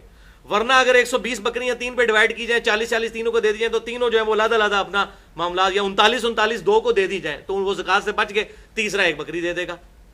تو آپ صلی اللہ علیہ وسلم نے اس سے منع فرمایا ہے. صحیح بخاری 1454. اسی کے تحت میں وہ کہہ رہا ہوں، یہ کہتے ہیں جو بچیاں نے نہ کر دیتا 6 تولے، تو اس کی یہ دلیل بھی بن گئی کہ اس طریقے سے نہیں کر سکتے. علمی پوائنٹ نمبر 6 وہ ہے بھائیو کمرشل پلاٹ سے ریلیٹڈ. جو پلاٹس آپ نے بیچنے کی غرض سے خریدے ہوئے ہیں یا اپنی جمع پونجی زیور کی شکل میں، سونے کی شکل میں نہیں بلکہ پلاٹس کی شکل میں رکھی ہوئی. آج کل تو ماشاءاللہ پاکستان میں پراپرٹی کا کام بڑے عروج پہ ہے، خصوصاً ہمارے اسلام آباد میں تو پلاٹ آپ لیں 40 لاکھ روپے کا پلاٹ لیتے ہیں تو تقریباً 4 مہینے کے بعد وہ 60 لاکھ کا اور پھر 1 کروڑ کو بھی تجاوز کر جاتا ہے. اس طریقے سے مصنوعی طریقے سے اس کی قیمتیں بڑھتی جاتی ہیں. تو یہ کمرشل پلاٹس جو ہیں ان کے اوپر زکات دینی ہوگی، کیونکہ یہ آپ نے بیچنے کی غرض سے لیا ہوا ہے، یہ مال تجارت میں ہے، آپ کا کنز ہے، آپ کی جمع پونجی ہے. ورنہ تو اگر میرے پاس 40 تولے سونا ہے تو میں زکات سے بچنے کے لیے وہ بیچ کے ایک پلاٹ لے لوں. میں کہوں جی اس پلاٹ میں گندم وغیرہ تو اگاتا نہیں ہوں، لہٰذا میرے پہ عشر کوئی نہیں، زکات ہی کوئی نہیں. وہ زرعی زمین کے لیے ہے، اس پہ نہیں ہے. لیکن جو کمرشل پلاٹس ہیں جو آپ نے بیچنے کی غرض سے لیے ہوئے ہیں، سوائے اس پلاٹ کے جس پہ آپ نے اپنا ذاتی مکان بنانا ہے، ذاتی مکان چونکہ ضروریات اصلیہ ہے اس پہ زکات نہیں ہوگی. باقی جو پلاٹس آپ نے اپنی جمع پونجی رکھی ہوئی ہے اس کے اوپر آپ نے زکات نکالنی ہوگی. اور وہ بھی ہر سال آپ کیلکولیٹ کریں گے اس کی قیمت فروخت کے اعتبار سے، ایویں زبانی کلامی قیمت نہیں. ویسے وہ کہتے ہیں جی جناب تہاڈا پلاٹ جناب 1.5 کروڑ کا ہو گیا ہے، بیچنے جائیں تو 1 کروڑ 10 لاکھ بھی مشکل سے ملتا ہے. تو بالکل جب بیچنے والی جو قیمت ہے نا اس کے اوپر 1.5 کروڑ کے اوپر زکات نہیں دیں گے. پھر اگر 1 کروڑ کا بک رہا ہے تو 1 کروڑ کے اوپر زکات دینی ہوگی. اس میں یہ آسانی ہو سکتی ہے کہ جب آپ پلاٹ بیچ لیں اس کے بعد 2-3 سال آپ نے جتنے پلاٹ رکھا ہے اتنے سال کی زکات بعد میں بھی نکالی جا سکتی ہے اگر کوئی شخص اتنی رقم نہیں رکھتا. اس میں ایک اجازت موجود ہے. علمی پوائنٹ نمبر 7 وہ ہے قرض کی زکات کا مسئلہ. آپ نے کسی کو قرض دیا، مالک تو آپ ہی ہیں بھائی. اب وہ کہتے ہیں جی میں نے تو اس کو دیا ہوا ہے. بھائی وہ تو پہلے ہی مقروض ہے، اس کے کھاتے میں کیوں زکات ڈال رہے ہیں؟ زکات تو آپ نے دینی ہے. ہاں ایک طریقے سے آپ زکات سے بچ سکتے ہیں کہ آپ اس کو قرض معاف کرتے ہیں، پھر آپ کو زکات نہیں دینی پڑے گی، پھر اس کو دینی پڑے گی. تو یا تو یہ ہمت کریں. وہ کہتے ہیں جی وہ قرض دیا ہوا ہے جی وہ تو اس بندے نے، نہیں بھائی مالک آپ ہیں، آپ زکات دیں گے. وہ کیسے زکات دے گا؟ وہ تو پہلے ہی مقروض ہے، وہ تو نکالے گا اپنے میں سے، آپ نے زکات دینی ہے. اچھا اسی طریقے سے اگر کسی نے ایسے بندے کو قرض دیا کہ جس سے اس کو ملنے کی امید ہی نہیں تھی، تو اس نے کہا یہ تو تقریباً میں نے ڈبو ہی دیا مال.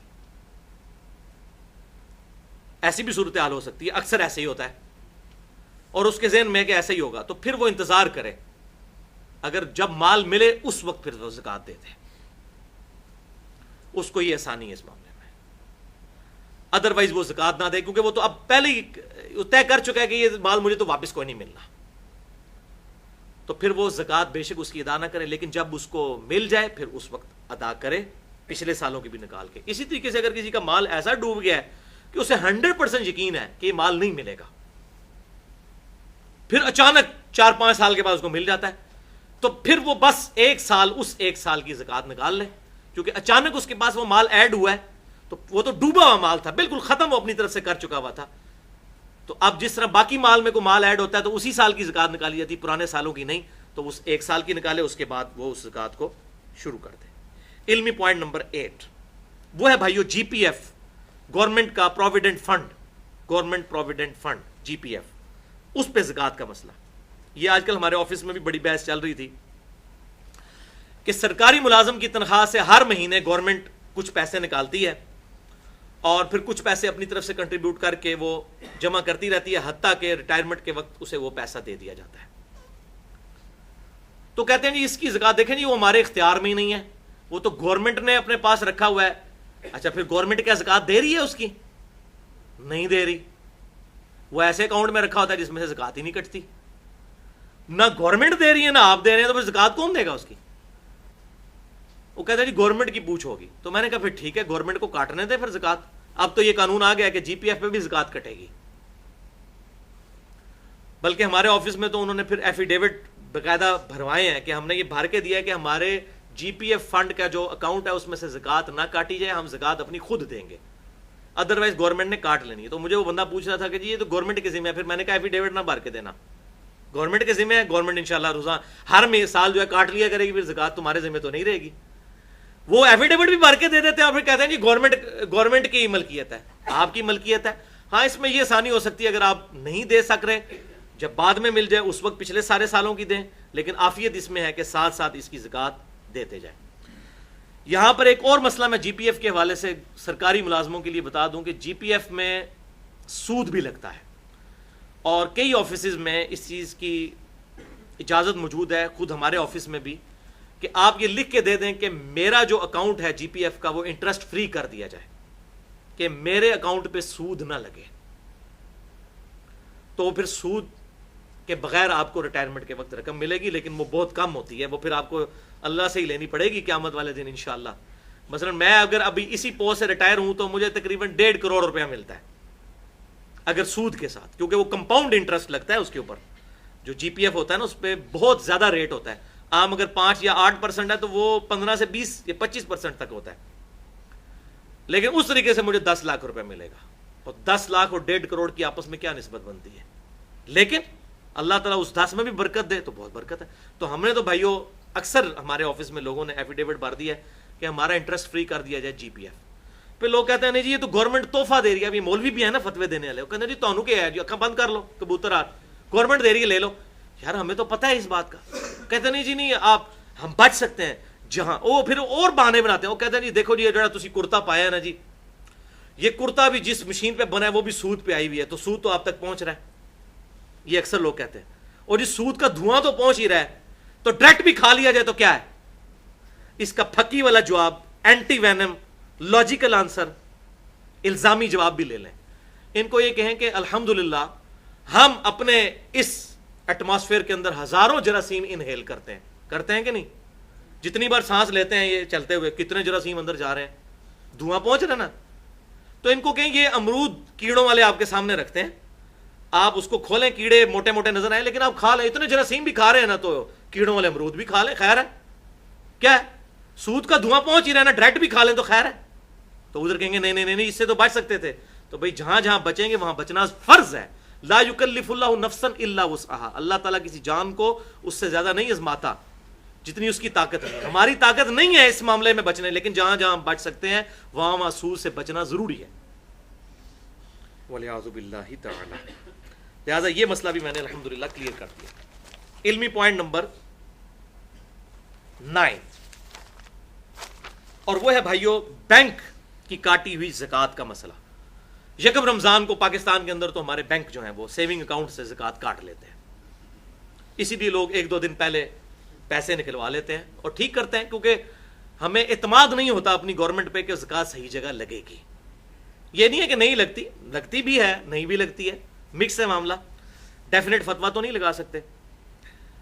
تو بینک اگر زکوٰۃ کاٹ لے کسی کے مال میں سے اور وہ اسلامی حکومت ہو، اب اگر آپ وہ آئیڈیل اسلامی حکومت بتاتے ہیں وہ تو خلفائے راشدین کے بعد ختم ہو چکی ہوئی ہے. اسلامی حکومت سے مراد جس طرح اب نارمل اسلامی ملک ہیں، پاکستان ہے، جیسے کہ سعودی عرب ہے، ایران ہے، اس طرح کے اسلامی ملک اگر یہ زکوٰۃ کاٹ لیں تو آپ کی زکوٰۃ ادا ہو جائے گی. وہ زکوٰۃ جہاں پر لگاتے ہیں اگر وہ بیچ میں سے کھا جاتے ہیں، ہمیں تو نہیں پتہ، لگاتے بھی ہیں. اب یہ پاکستان کے اندر یہ پچھلی گورنمنٹ نے بے نظیر انکم سپورٹ پروگرام شروع کیا تھا، اس گورنمنٹ نے اس کا نام چینج کر کے اس کو 120 ارب تک لے گئے ہیں. ڈائریکٹ لوگوں کو 1000 روپیہ 2000 روپیہ مہینے کی سپورٹ ہوتی ہے. اچھا ایک پروگرام انہوں نے شروع کیا، اس ذریعے سے لوگوں تک مال بارل پہنچ رہا ہے. اور ہمارے محلے میں بھی ایسے لوگ ہیں جن کو یہ پیسے ملتے ہیں، ہم کیسے کہیں گے زکوٰۃ نہیں لگتی صحیح جگہ پہ جا کے؟ تو ظاہر ہے کہ مال اسی میں سے ہی ریونیو جنریٹ ہوتا ہے. بہرحال اگر ٹوٹی پھوٹی یہ جو ہماری اسلامی حکومتیں ہیں یہ بھی اگر زکوٰۃ کاٹ لیں تو ہو جائے گی، لیکن بہتر یہ ہے کہ آپ اپنی زکوٰۃ خود ادا کریں. اور اس میں ظاہر ہے زیادہ حق قریبی رشتہ داروں کا ہے تو وہ اسی صورت میں ہوگا کہ آپ خود ادا کریں. تو دونوں صورتوں میں اس میں کوئی فتویٰ نہیں لگے گا، جائز ہے دونوں صورتیں. علمی پوائنٹ نمبر 10، یہ ذرا کڑوی بات ہے بھائیو، اور وہ ہے ٹیکسز کا مسئلہ کہ گورنمنٹ ہمارے ٹیکس کاٹتی رہتی ہے. بجلی کے بل کے اوپر بھی ٹیکس، انکم کے اوپر بھی ٹیکس، ایک صابن کی ٹکیا کے اوپر بھی ٹیکس، ٹھیک ہے، ہر چیز کے اوپر گورنمنٹ ہم سے ٹیکس کاٹتی ہے. اب ظاہر ہے کہ یہ جو حکومت کا نظام ہے، چاہے وہ فوجیوں کی تنخواہیں ہوں یا یہ سڑکیں بنانا ہو، پل بنانا ہو، اس طریقے سے ویلفیئر کے کام کرنے ہوں، ایئرپورٹس بنانے ہوں، ریلوے اسٹیشن بنانے ہوں، یہ سارا مال ظاہر ہے حکومت ٹیکسز کے ذریعے ہی کرتی ہے. اور جو اسلامی حکومت ہے اس میں 3 ہی سورسز ہیں مال کمانے کے. نمبر 1 زکوٰۃ، نمبر 2 جزیہ جو آج تقریباً ناپید ہو چکا ہے، یعنی غیر مسلم رہتے ہوں تو وہ اپنی حفاظت کے لیے مسلمانوں کو سالانہ 4 دینار سونے کے دیں گے جزیہ. اور نمبر 3 مال غنیمت، کہ اگر کبھی کافروں کے ساتھ قتال ہو اور اس میں جو مال آئے. یہ 3 سورسز اسلامی حکومت کے دنیا کا نظام اپنے نظام حکومت چلانے کے لیے، چاہے اس میں امام مسجد کی تنخواہیں ہوں یا فوجیوں کی تنخواہیں ہوں یا سڑکیں بنانا ہو یا نیو بارن جو بیبی ہیں ان کے جو ہے وہ ان کے لیے ویلفیئر اسٹیٹ بنانا ہو، جیسے سیدنا عمر فاروق رضی اللہ تعالیٰ عنہ کے مبارک دور میں تھی. تو یہ سارا سورس جو ہے وہ ان چیزوں سے پورا ہوگا. اب یہ اجتہادی مسئلہ ہے کہ ہماری گورنمنٹ بھی جتنے یہ کام ویلفیئر کی کرتی ہے وہ ٹیکسز کے ذریعے کرتی ہے. تو اگر کوئی شخص اپنا ایگزیکٹ ٹیکس کیلکولیٹ کرتا ہے سال کا کہ اتنا ٹیکس گورنمنٹ میرا کاٹ چکی ہے، تو یہی وہ زکوٰۃ تھی جو میں نے گورنمنٹ کو دینی تھی، اس نے رفاع عامہ کے کام کرنے تھے. اور رفاع عامہ کے جو کام ہے اس میں امیر غریب کا فرق نہیں ہوتا. اگر گورنمنٹ کوئی کنواں کھدوائے گی نا تو یہ نہیں کہ جو زکوٰۃ کا مستحق ہے وہ صرف اس میں سے پانی پی سکتا ہے، دوسرا بھی پی سکتا ہے. یہ جنرلائز ہوتی ہیں چیزیں. تو وہ اگر اپنا ٹیکس مائنس کر دے اس زکوٰۃ میں سے، ٹیکس اس کا کٹا ہوا ہے سپوز 40,000 اور زکوٰۃ اس کی بنتی ہے 1,40,000، تو وہ کہ نہیں میں اب 1 لاکھ دوں گا، 40,000 گورنمنٹ آلریڈی کاٹ کے لگا چکی ہے. تو اجتہاداً اس میں کوئی حرج نہیں ہے. ہم ایسا نہیں کرتے، میں یہ خود نہیں کرتا کہ میں اپنے لیے، لیکن میں یہ بتا رہا ہوں کہ اگر کوئی ایسا کرتا ہے تو ہم اس پہ کوئی شرعی فتویٰ نہیں لگا سکتے. اللہ تعالیٰ کی بارگاہ میں انشاءاللہ تعالیٰ اس کی کوئی اس حوالے سے گرفت نہیں ہوگی. بہرحال احتیاط اسی سائڈ پہ ہے کہ ٹیکسز کی مد میں جو کٹا ہوا مال ہے اس کو زکوٰۃ کے طور پر نہ ٹریٹ کیا جائے. لیکن اگر کوئی کر لیتا ہے تو اس میں کوئی ایشو نہیں ہوگا. لاجیکلی یہ بات سمجھ میں آنے والی ہے. علمی پوائنٹ نمبر 11، کن کن چیزوں پر زکوٰۃ فرض نہیں ہے.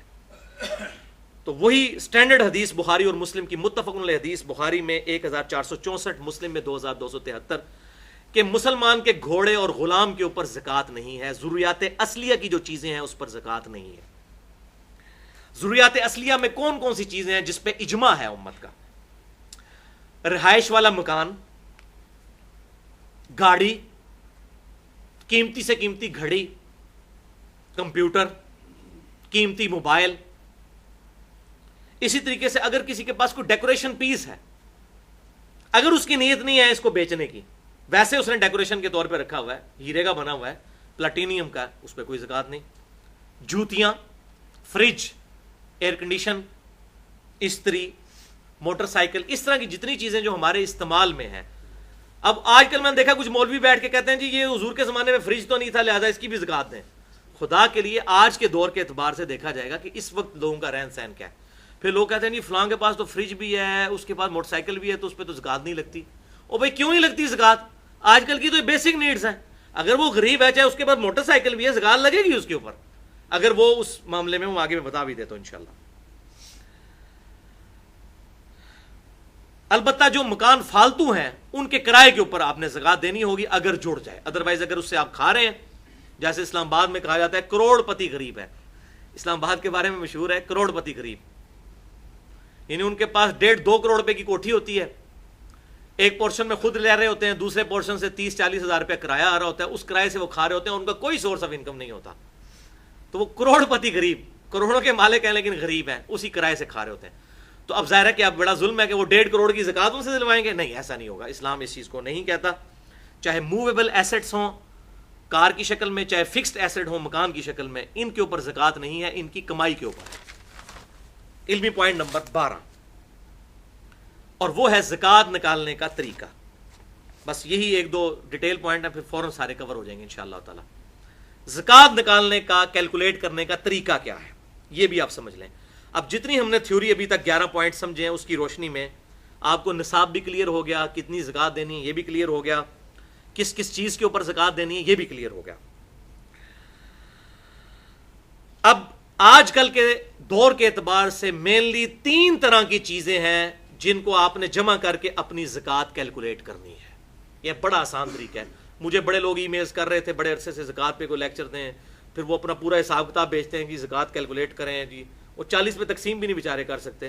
میں مطلب میرے لیے بڑی مصروفیت ہوتی ہے, میں نہیں یہ سارے معاملات لے کے چل سکتا, لہٰذا میں نے اب یہ میں آپ کو جنرلائز بتانے لگوں. یہ بڑا آسان طریقہ ہے زکات کو کیلکولیٹ کرنے کا. مینلی 3 طرح کی چیزیں. نمبر 1 سونا, چاہے وہ ٹکی کی فارم میں ہو یا ان زیورات کی فارم میں ہو جو آپ نے کنز بنا کر جوڑ کے رکھے ہوئے ہیں برے وقت کے لیے. نمبر 2 کرنسی, چاہے روپے کی شکل میں ہو, ڈالر کی شکل میں ہو, پاؤنڈ کی شکل میں, یورو کی شکل میں, ریال کی شکل میں, اس کا بھی ظاہر سونے والا ہی نصاب ہے. اور تیسری چیز ہے مال تجارت, دکان ہے, میڈیکل سٹور ہے, اس کے اندر آپ نے کوئی مال ڈالا ہوا ہے بیچنے کی نیت سے. اسی طریقے سے کمرشل پلاٹس ہیں بیچنے کے لیے رکھے ہوئے ہیں. ان تینوں کیٹیگریز کے مال کو آپ جمع کریں گے, اس ٹوٹل مال کے اوپر آپ زکات نکالیں گے اگر وہ تھریش ہولڈ پوائنٹ کو کراس کر جاتا ہے. تو ان کی اوریجنل مارکیٹ ویلیو نکالی جائے. مثلا اگر آپ کے پاس زیور ہے, یہاں کچھ سنیارے بھی بیٹھے ہوئے ہیں, گولڈ سمتھ بھی بیٹھے ہوئے ہیں, ان کے پاس آپ زیور لے کے جائیں, دیکھیں آپ کے ساتھ کیا کرتے ہیں. یہ 48,500 روپیہ تولا ہے نا, تو اب آپ ان کو کہیں گے میں نے بیچنا ہے, تو یہ آپ کہیں گے یہ 40,000 آپ کو ملے گا, باقی تو کاٹ ہے, یا 42,000 ملے گا. تو اس 40 یا 42,000 کے اوپر زکات ہوگی, 48,000 کے اوپر زکات نہیں ہوگی. 48,500 کے اوپر جو اس کو آپ بیچنے جائیں اس وقت جو آپ کو نیٹ مل رہا ہے, شریعت کسی پہ ظلم نہیں کرتی, جو اس وقت مال مل رہا ہے اس کی قیمت آپ لگوائیں کاٹ نکال کے, کیونکہ یہاں پر کاٹ اس لیے ڈالی جاتی ہے, وہ 24 کیرٹ سونا تو نہیں ہوتا, اس کو 22 کیرٹ کر دیتے ہیں, اور وہ جو اس کی مزدوری ہے اس میں ڈال کے تو وہ 24 کیرٹ کے پیسے چارج کر لیتے ہیں, یعنی کان کو ایسے کر کے پکڑتے ہیں. برا نہیں بنانا, نہیں سنے آ رہے ہو. اچھا, بہرحال تو اس کی آپ مارکیٹ ویلیو نکالیں گے. کمرشل پلاٹ کی بھی ویسے آگے پراپرٹی ڈیلر بڑا کان بھرتے ہیں, جی تو 1.5 کروڑ کا ہو گیا, 2 کروڑ کا, بیچنے جائیں گے تو شاید 1.25 کروڑ کا بھی نہ بکے. تو اس کی بھی آپ قیمت فروخت لگوائیں گے. جو کمرشل پلاٹ ہے, جو زرعی زمین ہے کسی کے پاس, اس کے اوپر چاہے وہ مربوں کے مربے ہوں, کسی کے پاس زرعی زمین جو اس کو وراثت میں ملی ہے, اس پہ کوئی زکات نہیں ہے جب تک اس کے اوپر کوئی چیز اگائی نہیں جاتی. اور ظاہر ہے اس کی ویلیو بھی بڑی تھوڑی ہوتی ہے. اسلام آباد میں 1 کنال کے پلاٹ کے آپ کئی مربع خرید سکتے ہیں زرعی زمین, ان کی تو ویلیو بڑی تھوڑی ہوتی ہے جو اس طرح کی زرعی زمینیں ہوتی ہیں. بہرحال اب یہ تینوں طرح کی چیزوں کو, یعنی سونے کو اور کرنسی کو, چاہے وہ روپیہ ہو, چاہے وہ ڈالر ہو یا پاؤنڈ ہو یا ریال ہو, اور تیسری چیز مال تجارت کو, ان تینوں کی آپ رقم نکالیں کتنی بنتی ہے. ان تینوں کو جمع کرنے کے بعد پھر اس کو 40 پہ تقسیم کریں, اور جو جواب آئے وہ آپ زکات دیں گے. البتہ اگر آپ نے کسی سے قرض اٹھایا ہوا ہے تو اس قرض کو آپ پھر اس میں سے نکال دیں گے, لیکن وہ نکالیں گے اس صورت میں اگر ایڈ بھی کیا ہوگا. یہ نہ ہوگا وہ اپنے مال میں سے اس کو نکال دیں. مثلا آپ کے پاس 10 لاکھ روپے تھے, 10 لاکھ آپ نے قرض اٹھایا, تو کتنے ہو گئے 20. تو 20 میں سے 10 نکالیں گے, اپنے 10 میں سے 10 نکال کے 0 نہیں کر دینا, یہ نہیں ہے جناب چوپڑیاں نالے دو, ٹھیک ہے نا جی. تو ٹوٹل مال میں سے ڈیٹ کو نکالیں گے, پھر آپ کی ایکویٹی آئے گی جو آپ کا راس المال ہے. اب میں ایک آپ کو ٹیسٹ کیس بتا دیتا ہوں تاکہ آپ کو سمجھ بھی آ جائے. ایک میں نے فرضی کیس بنایا کہ ایک بندے کے پاس 4 تولے سونا ہے. اب یہ خود تو تھریش ہولڈ پوائنٹ نصاب پہ نہیں پہنچتا, 7.5 تولے پہ تو نہیں پہنچتا نا, 4 تولے. 4 تولے کی آج 23 اگست 2014 کو پاکستان کے مطابق جو قیمت بنتی ہے 48,500 روپیہ تولہ کے تحت 1,94,000. لیکن اس کے پاس 30 لاکھ روپے کا کمرشل پلاٹ بھی ہے جو اس نے اپنی جمع پونجی رکھی ہوئی ہے بیچنے کی غرض سے, ذاتی مکان بنانے کے لیے نہیں. اگر مکان بنانے کے لیے تو وہ تو نہیں ہوگی, پھر اس پہ زکات نہیں. اس 30 لاکھ کو اس 1,94,000 میں جمع کریں, 31,94,000 بن گیا. پھر اس کی دکان میں 50 لاکھ کا مال بھی ڈلا ہوا ہے, تو اس 50 لاکھ کو بھی اس میں آپ ایڈ کریں گے. اب اس نے 10 لاکھ قرض بھی کہیں سے اٹھایا ہوا ہے, یعنی جو 50 لاکھ دکان کا مال ہے وہ 50 لاکھ سارا اس کا نہیں ہے, 40 اپنا ہے اور 10 کا قرض اٹھایا ہوا ہے. تو 40 میں سے 10 نہیں مائنس ہوں گے, 50 میں سے 10 مائنس ہوں گے, تو 40 ہی وہ نیٹ نکل آئے گا اس کا. یہ 40 لاکھ بھی جمع کر لیں, 30 لاکھ کا پلاٹ بھی جمع کر لیا, 4 تولے سونے کی قیمت بھی جمع کر لی. اب اس کی کل بچت جو بنی 81,94,000 اور 10 لاکھ آپ نے اس میں سے قرض جو لیا ہوا وہ نکال دیا, تو بنا 71,94,000. اس کو 40 پہ تقسیم کریں, 40واں حصہ یعنی 2.5% اس کا نکلے گا 1,79,000, 1,79,850. یہ اس کی زکات نکلے گی. یہ ہے بھائیو زکات نکالنے کا طریقہ. علمی پوائنٹ نمبر 13, زکات کے مصارف کون کون سے ہیں. یہ ہے سورۃ التوبہ کی آیت نمبر 60 میں اللہ تعالیٰ نے بیان کیے ہیں کہ 8 طرح کے مصارف ہیں, کیٹیگریز ہیں جن پہ آپ زکات لگا سکتے ہیں, وہاں پہ آپ زکات دے سکتے ہیں. بسم اللہ الرحمن الرحیم. انما الصدقات للفقراء, بے شک صدقات زکات فرض صدقہ یہ تو ہے غریبوں کے لیے, فقیروں کے لیے. فقیر اس غریب کو کہتے ہیں جو سوال نہ کرتا ہو لیکن ہو غریب. والمساکین, اور مسکینوں کے لیے. مسکین اس غریب کو کہتے ہیں جو لوگوں سے مال بھی مانگ بھی لے.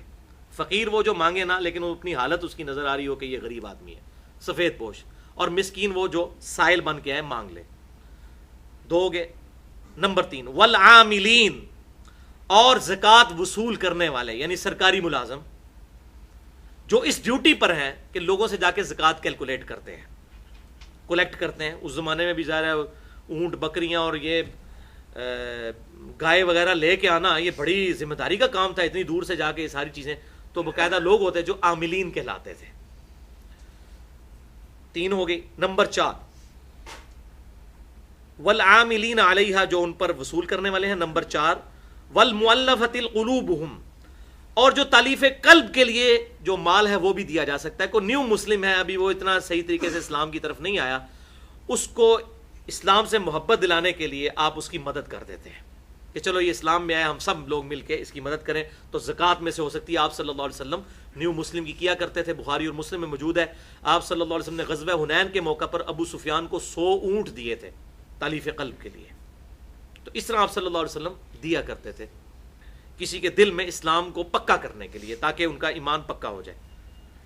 نمبر 5 وفی الرقاب, اور غلام آزاد کرنے کے لیے. آج کل اس طرح نہیں ہے, آج کل اس کی ایک ماڈرن فارم جو ہے وہ اگلا والا جو کیٹیگری ہے. نمبر 6 والغارمین, مقروض لوگ, ان کی گردن چھڑانے کے لیے. کوئی بہت قرضے کے تلے دب چکا ہے, اس کو اس قرضے سے آزاد کروانے کے لیے آپ زکوٰۃ دے سکتے ہیں. اسی طریقے سے غلام آزاد کرنا یہ بھی ہو سکتا ہے کہ کوئی بندہ بیچارہ بے قصور کسی تھانے میں قید ہو گیا اور آپ ضمانت میں کچھ پیسے دینے پڑ جاتے ہیں آپ کو اس کو نکالنے کے لیے, یا کسی سے غلطی سے قتل ہو گیا, آپ اس کی دیت ڈیمانڈ کر رہے ہیں اور اس کے پاس کچھ نہیں دینے کو, تو اس کی دیت کی طرف سے بھی یہ ادا کیا جا سکتا ہے زکوٰۃ کا پیسہ. اس پہ حدیث بھی موجود ہے, وہ اینڈ پہ میں بتا دوں گا. وفی سبیل اللہ, یہ 7 نمبر. اور اللہ کی راہ میں, پرٹیکولر اس سے مراد تو جہاد فی سبیل اللہ ہے. باقی اس کی مد میں اور کافی ساری چیزیں آ جاتی ہیں, وہ میں انشاءاللہ اسی میں بتا دیتا ہوں. وابن السبیل، اور مسافر کے لیے بھی، چاہے وہ امیر مسافر بھی ہو زکوٰۃ لے سکتا ہے۔ ظاہر ہے کہ آج سے 60-70 سال پہلے تک لوگ پیدل سفر کرتے تھے۔ آپ مجھے بتائیں، حج کرنے کے لیے ہمارے انڈیا پاکستان سے لوگ تقریباً 4 مہینے کا سفر پیدل طے کرتے تھے۔ اب اس دوران اگر ڈاکو راستے میں لوٹ لیں تو آپ کے پاس تو کچھ بھی نہیں ہے، آپ تو جناب ایزی لوڈ بھی نہیں کروا سکتے اس زمانے میں۔ یہ تو 40-50 سال ہوئے نا، 1350 سال تو ہم نے اس طرح کے ہی دیکھے ہیں نا، آج کے زمانے سے تو نہ سوچیں۔ اسی طریقے آج کل بھی ہو جاتا ہے کہ آپ کسی دوسرے شہر میں گئے ہوئے ہیں، وہاں آپ کی جیب کٹ گئی ہے، تو ظاہر ہے اب آپ کو گھر آنے کے لیے یا تو اب یہ ایزی پیسہ والا معاملہ، اس طرح کی جو چیز شروع ہوئی ہے، اسے کر سکتے ہیں۔ وہ بھی جو بیچارہ پڑھا لکھا بندہ ہے وہی کر لے گا نا، عام آدمی تو کسی کی ریکویسٹ ہی کرے گا نا کہ بھائی مجھے تھوڑا کرایہ دے دے، میں اپنے گھر تک تو پہنچ جاؤں۔ تو مسافر چاہے امیر ہو یا غریب، اس پہ زکوٰۃ لگ سکتی ہے۔ اور یہ اگلے زمانوں میں بھی ہوتا تھا، آج کل بھی ایسا ہوتا ہے۔ بعض اوقات لوگ آتے ہیں اور مجھے تو جب بھی ایسا بندہ ملے میں اس کو پھر گاڑی پہ بٹھا کے آتا ہوں اور کنڈکٹر کو کہتا ہوں کہ بھائی یہ اس کا کرایہ ہے، اگر یہ کرایہ مانگ کے اترنے کی کوشش کرے تو یہ پیسے تیرے ہیں، تاکہ اگر جعلی ہوگا تو پکڑا جائے گا، وہ اس کنڈکٹر کو انشاءاللہ تعالیٰ اس بیچارے پہ بھی لگ جائے گا یہ پیسہ۔ تو اس طرح کریں کہ اس کو آپ بٹھا دیں اس گاڑی پہ کہ آپ نے جانا ہے، بھائی آپ لاہور میں جیب کٹ گئی اور آپ نے اسلام آباد جانا ہے تو بھائی آپ کو ٹکٹ لے کے دے دیتے ہیں، آپ کو ریل کار میں بٹھا دیتے ہیں، وہاں پہنچ جائیں گے انشاءاللہ تعالیٰ۔ پیسے نہ ہاتھ میں دیں تاکہ یہ بھی چیز جو ہے وہ ایڈریس ہو جائے۔ فریضۃ من اللہ، یہ 8 جو مصارف ہیں یہ اللہ کی طرف سے فرض کیے ہوئے ہیں۔ واللہ علیم حکیم، اور اللہ تعالیٰ علم والا، حکمت والا ہے۔ اللہ کو یہ پتہ ہے کہ اس نے یہ نصاب کیوں ان لوگوں کے لیے زکوٰۃ رکھی ہے، یہ اللہ کی حکمت کا تقاضا ہے، اس نے اپنے علم سے یہ چیزیں جج کی ہوئے ہیں۔ بخاری اور مسلم کی متفق علیہ حدیث ہے، بخاری میں 1496، مسلم 121، کہ آپ صلی اللہ علیہ وسلم نے ارشاد فرمایا کہ زکوٰۃ مالداروں سے لے کر غریبوں میں تقسیم کی جائے گی، یعنی امیروں سے لے کر امیروں میں نہیں، مالداروں سے لے کر غریبوں میں، اور وہ یہ 8 کیٹیگری اوپر آ گئی۔ اس بات پر بھی اجماع ہے کہ میاں اپنی بیوی کو زکوٰۃ نہیں دے سکتا اور بیوی اپنے خاوند کو زکوٰۃ نہیں دے سکتی۔ ویسے تو بخاری اور مسلم میں آتا ہے کہ جو مرد اپنے بال بچوں پہ جو کچھ لگاتا ہے وہ صدقہ ہے، لیکن وہ زکوٰۃ نہیں لگا رہا ہوتا، مراد یہ اللہ کے حضور صدقہ لکھا جائے گا۔ جیسے میں نے پچھلی دفعہ کتنی بتائیں، سبحان اللہ بھی کہنا صدقہ ہے، الحمدللہ کہنا بھی صدقہ ہے، لا الہ الا اللہ بھی صدقہ ہے، اللہ اکبر بھی صدقہ ہے۔ اس طرح میاں بیوی کا ایک دوسرے پہ خرچ کرنا بھی صدقہ ہے، اور اس میں صحیح مسلم کی میں نے حدیث بتائی تھی، ایون میاں بیوی کا آپس میں ازدواجی تعلق قائم کرنا بھی صدقہ ہے، اس پہ بھی ثواب ملے گا۔ لیکن آپس میں ایک دوسرے کو زکوٰۃ نہیں دے سکتے، وہ جو فتاوی علمگیریہ والا مسئلہ ہم نے سنا، وہ والا چکر بھی نہیں کر سکتے، ہیلا بازی بھی نہیں کر سکتے۔ اسی طریقے سے اس پہ بھی اجماع ہے کہ اولاد کو زکوٰۃ نہیں دی جا سکتی، اولاد اپنے ماں باپ کو نہیں دے سکتی۔ ماں باپ میں اس کے اپنے ماں باپ بھی شامل ہیں، دادی دادا بھی شامل ہیں، اور نانی نانا بھی شامل ہیں، یعنی آپ خود جس کی اولاد ہیں یا جو آپ کی نسل سے ہے ان کو آپ ڈائریکٹ زکوٰۃ نہیں دے سکتے، لیکن بہن بھائیوں کو آپ زکوٰۃ دے سکتے ہیں، اور سب سے افضل زکوٰۃ یہی ہے۔ بخاری اور مسلم کی متفق علیہ حدیث ہے، بخاری میں 1466، مسلم میں 2318، اور سنن نسائی میں بھی ڈیٹیل کے ساتھ 2583 ہے۔ آپ صلی اللہ علیہ وسلم نے فرمایا کہ عام غریب آدمی کو صدقہ دینے کا 1 اجر ہے، اور رشتہ دار غریب کو دینا 2 اجر ہے، کیونکہ اس میں اللہ تعالیٰ صدقے کا اجر بھی دے گا اور رشتہ داروں کے ساتھ حسن سلوک اور صلہ رحمی کرنے کا اجر بھی دے گا، لہٰذا رشتہ داروں کو دینا زیادہ افضل ہے، ڈبل ثواب ہے۔ اور یہ اس لیے ہے کہ اکثر جیلسی بھی رشتہ داروں میں ہوتی ہے، یہ تویز دھاگے بھی رشتہ دار کرواتے ہیں، ایک دوسرے کو وہ پھلتا پھولتا نہیں دیکھ سکتے، دوسرا بندہ کبھی بھی آپ سے جیلس نہیں ہوتا۔ تو اللہ تعالیٰ نے ہماری اسی انسٹنکٹ پہ اسٹرائک کیا ہے کہ سب سے زیادہ ثواب ملے گا رشتہ داروں کو دو۔ اور اکثر لوگ ناراض ہوتے ہیں، اس نے منو اپنی دھی کا رشتہ نہیں دیتا سی، تے انہیں یہ نہیں سی کیتا جی، میں تے گھر بھی نہیں وڑنا، اس نے مجھے اپنی بیٹی کا رشتہ نہیں دیا تھا، میں نے جانا ہی نہیں ہے، وہ غریب ہیں۔ لوگوں کو زکوٰۃ دیتے رہیں گے اور اپنے غریب بہن بھائیوں کو زکوٰۃ نہیں دیتے، یہ بہت غلط پریکٹس ہے، اللہ تعالیٰ اس سے محفوظ فرمائے۔ اچھا، اس پہ بھی اجماع ہے امت کا کہ جو فرض صدقہ ہے یہ صرف مسلمان کو دیا جائے گا، فرض صدقہ یعنی زکوٰۃ۔ ہاں، زکوٰۃ کے علاوہ جتنا ہے، جیسے قربانی کا گوشت ہے وہ فرض نہیں ہے، سنت موقدہ ہے۔ اس طریقے سے ہاں، منت کا جو ہوگا، جیسے یہ منت مانتا ہے کوئی کہ میں بکرا دوں گا اللہ کے نام کا، منت تو وہ بھی واجب میں آ جاتی ہے، وہ بھی آپ غیر مسلم کو نہیں دے سکتے۔ لیکن عام حالت میں آپ جو جتنی بھی نظر نیاز کرتے ہیں اللہ کی راہ میں خرچ کریں، اس میں مسلمان کو دیں یا غیر مسلم کو، دونوں صورتوں میں ثواب ہوگا۔ یہ نہیں ہے کہ مسلمان کو دینے سے ہی ہوگا، لیکن جو فرض صدقہ ہے وہ صرف فرض زکوٰۃ وہ صرف مسلمان کو دے سکتے ہیں، غیر مسلم کو نہیں دے سکتے۔ اب رہا فی سبیل اللہ کا مسئلہ، تو بھائیو فی سبیل اللہ کی مد بہت بڑی ہے. اللہ تعالیٰ نے فی سبیل اللہ کہہ کے مسئلہ ہی امت کا حل کر دیا ہے. فی سبیل اللہ میں آپ کسی غریب بچے کی فیس بھی دے سکتے ہیں، کوئی لائبریری بنوا سکتے ہیں، رفاع عامہ کے کام کر سکتے ہیں، کوئی گلی بنوا سکتے ہیں، کہیں پر کنواں نہیں آپ کنواں کھدوا سکتے ہیں، چاہے امیر وہاں سے استعمال کرے پانی چاہے غریب. رفاع عامہ کے جتنے کام ہیں یہ سب کے سب کام فی سبیل اللہ میں شامل ہیں. اسی طریقے سے کوئی ٹی وی چینل ہے ایسا جو صرف دین کی دعوت کا کام کرتا ہے اور اس کو کمائی کا ذریعہ نہیں بناتا، نو پروفٹ نو لاس پہ، اس کو بھی زکوٰۃ لگ سکتی ہے. تو فی سبیل اللہ کی مد بہت بڑی ہے. اس میں آپ مسجد کے اوپر بھی لگ سکتا ہے. مسجد میں تو اختلاف ہے، دونوں طرف اقوال موجود ہیں، لیکن مدرسے کے اوپر سب کا اجماع ہے کہ دینی مدرسے کے اوپر بھی لگ سکتا ہے. اور الحمدللہ اس حوالے سے میں بات پھر وہ ریپیٹ کروں جو میں نے پچھلی دفعہ کی تھی کہ پوری دنیا کا یہ سروے ہے کہ پوری دنیا میں چیریٹی میں نمبر 1 پاکستان ہے، خرچ کرنے والا ملک. پوری دنیا میں کسی ملک کے لوگ اتنا خرچ نہیں کرتے غریبوں پر جتنا پاکستان کرتا ہے. یہ چیریٹی میں پاکستان دنیا میں نمبر 1 ہے، اور یہ ملک چل رہی چیریٹی کے اوپر ہے. اتنے غریب لوگ بیچارے لوگوں کے گھروں میں کام کرتی ہیں عورتیں. آپ 1000 روپے میں ایک کام کرنے والی عورت بھی ہائر کر سکتے ہیں. $10 بنتے ہیں مہینے کے. $10 مہینے کا کیا ہے؟ باہر کے ملکوں میں تو $10 گھنٹہ چارج ہوتا ہے صفائی کرنے والی، یہاں مہینے میں. اب وہ غریب عورتیں بیچارہ اپنا گزارا کیسے کرتی ہیں کہ لوگ ان کے ساتھ باقی چیزوں میں بھی مدد کرتے ہیں. لیکن یہ بھی یاد رکھیں جو عورت آپ کے گھر میں کام کر رہی ہے اس کو اگر آپ زکوٰۃ دیتے ہیں تو یہ نہ اس کے اگینسٹ سے کام زیادہ نہ کروائیں، ورنہ وہ پھر آپ سود کھا رہے ہوں گے اس سے.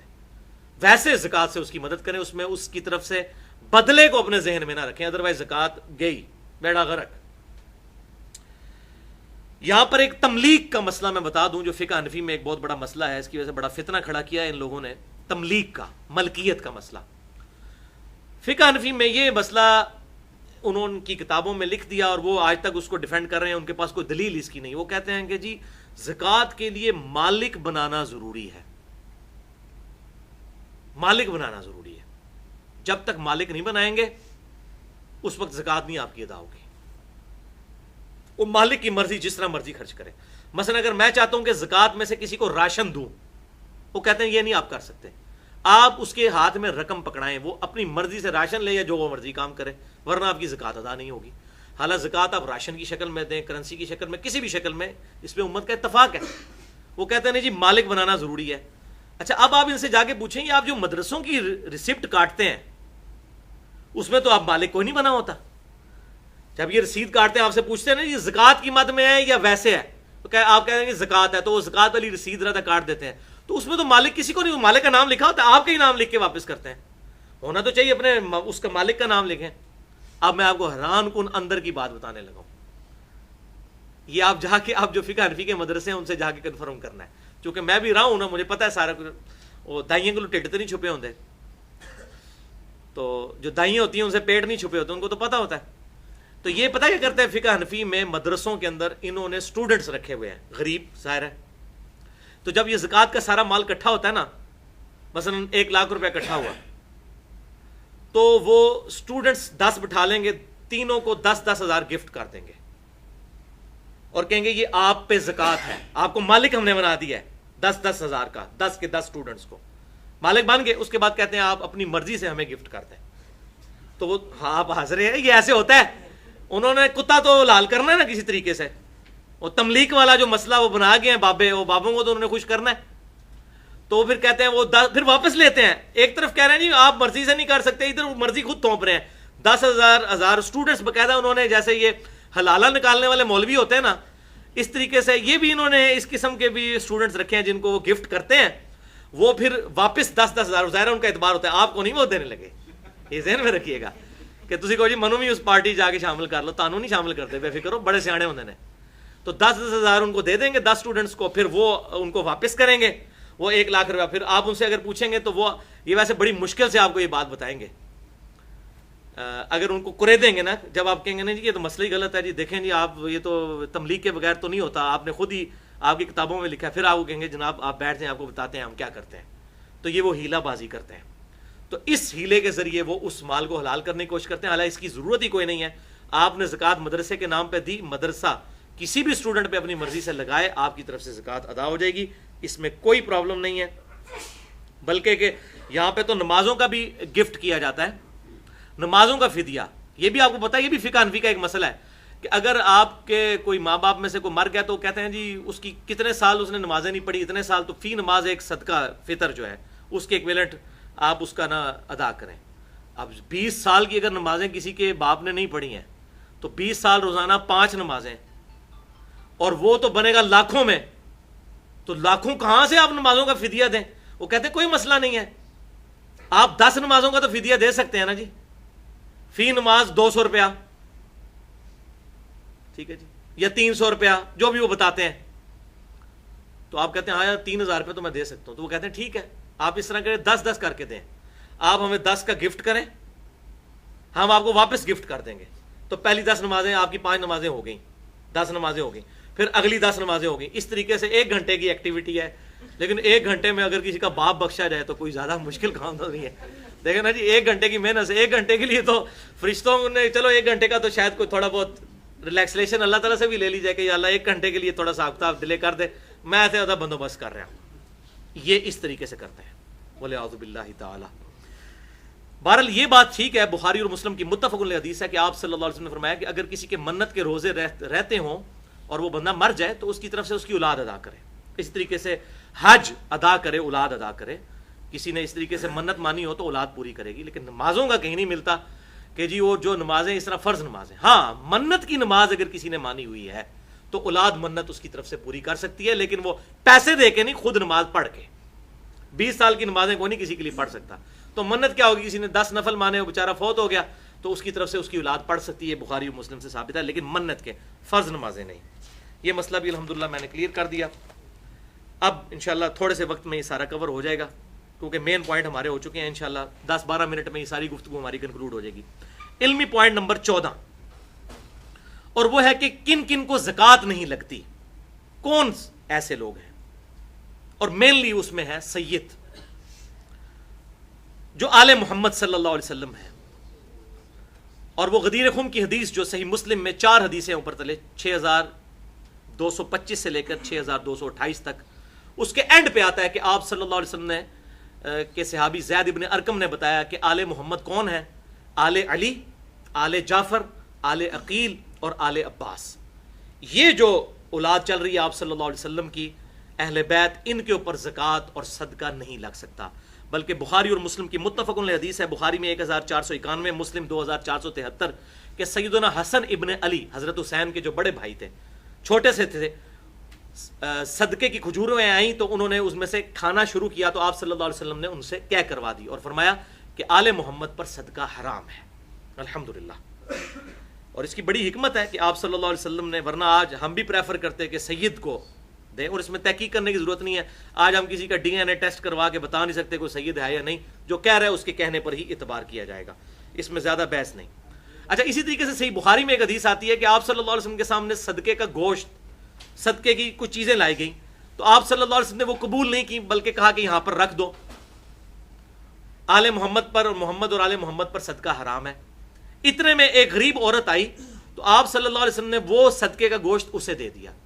وہ گھر گئی اور پکا کر لا کر حضور کے سامنے رکھ دیا تو آپ صلی اللہ علیہ وسلم نے اس میں سے تناول فرمایا. تو صحابہ نے کہا یا رسول اللہ علیہ وسلم آپ پہ صدقہ حرام ہے، تو آپ نے فرمایا صدقہ تو اس عورت پہ تھا، میرے پہ نہیں. اور بات بھی لاجیکل ہے، وہ صدقہ اس پر لگ چکا اس عورت پہ.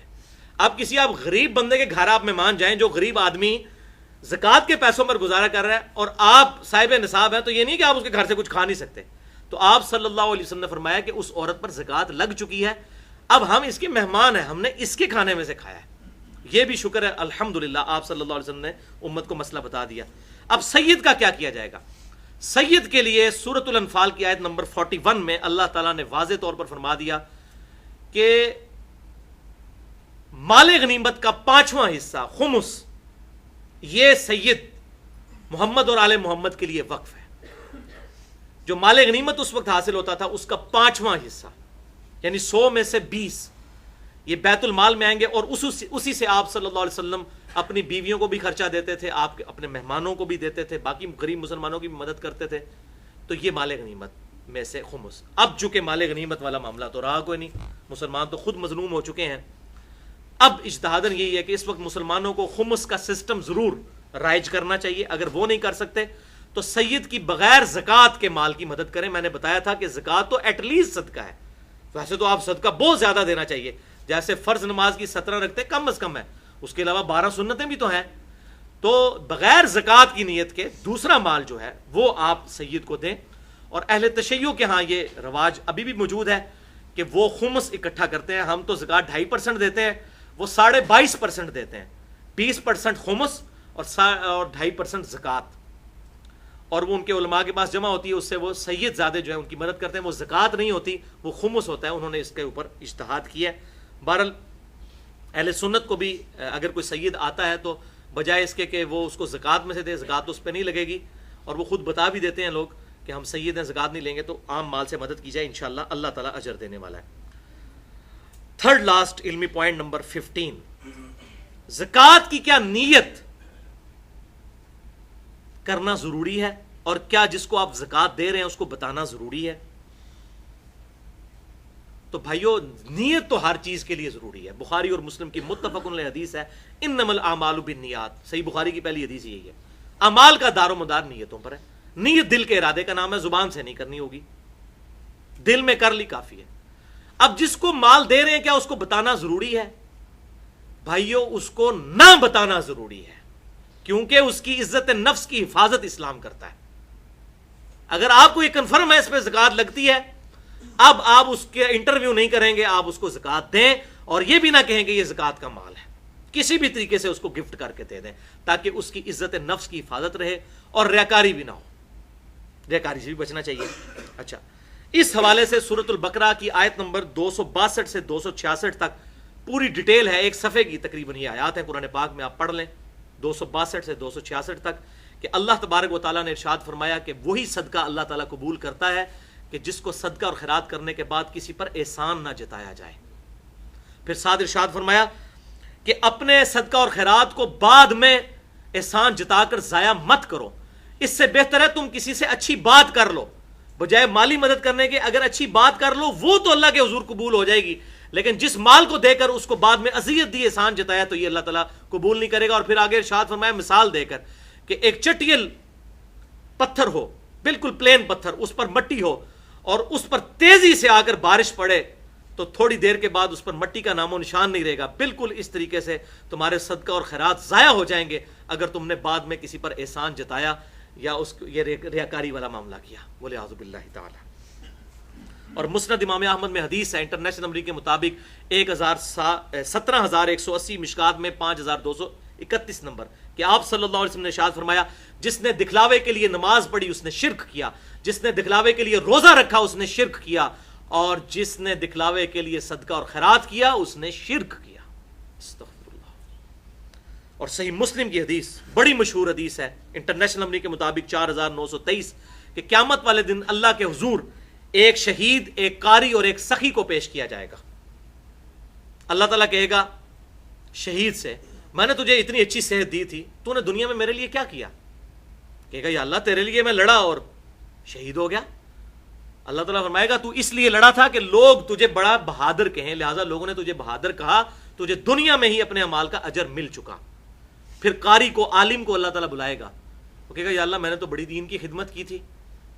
تو اللہ تعالیٰ فرمائے گا تو نے سب کچھ اس لیے کیا تاکہ لوگ تجھے کہیں بڑا عالم فاضل ہے, لہٰذا لوگوں نے بڑی تعریف کی تیری, بڑے بڑے لگایا جناب زبدۃ الفاضل اور شیخ المحدثین اور شیخ جو ہے وہ قرآن, یہ ساری چیزیں تیری بڑی خواہش تھی نا, لگ گئی تیرے مرنے کے بعد بھی. حافظہ اللہ اور رحمہ اللہ اور جناب دامت برکاتہم العالیہ اور پتہ نہیں کیا مدہ ذلہ عالیہ, پتہ نہیں کیا کچھ, تو یہ سارا کچھ اتنے ٹائٹل جو تو ہیں تغمے لے چکا ہے نشان حیدر کے دنیا میں.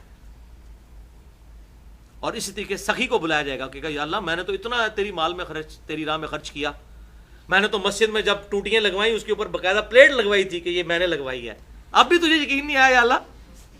بولے اعوذ باللہ تعالیٰ. یہ ان بریکٹس ہے. اللہ تعالیٰ فرمائے گا یہ سب کچھ تو نے اس لیے کیا کہ لوگ تجھے کہیں بڑا نیکوکار ہے, اور لوگ باقاعدہ اعلان کرواتے ہیں جی یہ فلاں چودھری صاحب نے دیتا ہے, جی یہ 10 دیجیے, ملک صاحب نے دیتا ہے, جی مرزا صاحب نے دیتا ہے, فلاں صاحب نے دیتا ہے. تو اللہ تعالیٰ فرمائے گا تیری دنیا میں بڑی تعریف ہوئی کہ بڑا سخی تھا. پھر آپ صلی اللہ علیہ وسلم نے ارشاد فرماتے ہیں اللہ تعالیٰ تینوں کو اوندہ منہ کر کے دوزخ میں ڈال دے گا. وَلِعَاذُ بِاللَّهِ تَعَالَى اللہم اجرنی من النار. صحیح مسلم میں ایک اور حدیث ہے 6543 کہ آپ صلی اللہ علیہ وسلم نے فرمایا اللہ تعالیٰ تمہاری شکلوں اور مال کو نہیں دیکھتا بلکہ دلوں اور اعمال کو دیکھتا ہے. اگر دل میں صحیح نیت ہے پھر یہ اعمال قبول ہے. شکل سے پگڑی اور داڑھی اور تسبیحوں سے شلوار ٹخنے اوپر کر کے آپ پبلک کو تو بہت اچھا دھوکہ دے سکتے ہیں, اپنی خوبصورت شکلوں سے اللہ تعالیٰ کو نہیں دے سکتے, نہ میں نہ آپ. اللہ تعالیٰ شکلوں اور مال کو نہیں دیکھتا, اور ہم دیکھتے ہی یہ چیزیں. کتنے نورانی بزرگ ہیں اس کے ساتھ لگ گئے یا مال کی وجہ سے, اور اللہ تعالیٰ فرما رہا ہے نہیں, اللہ تعالیٰ دلوں اور اعمال کو, جس کی دل میں اچھی نیت ہوگی اور اس کے اعمال بھی اچھے ہوں گے.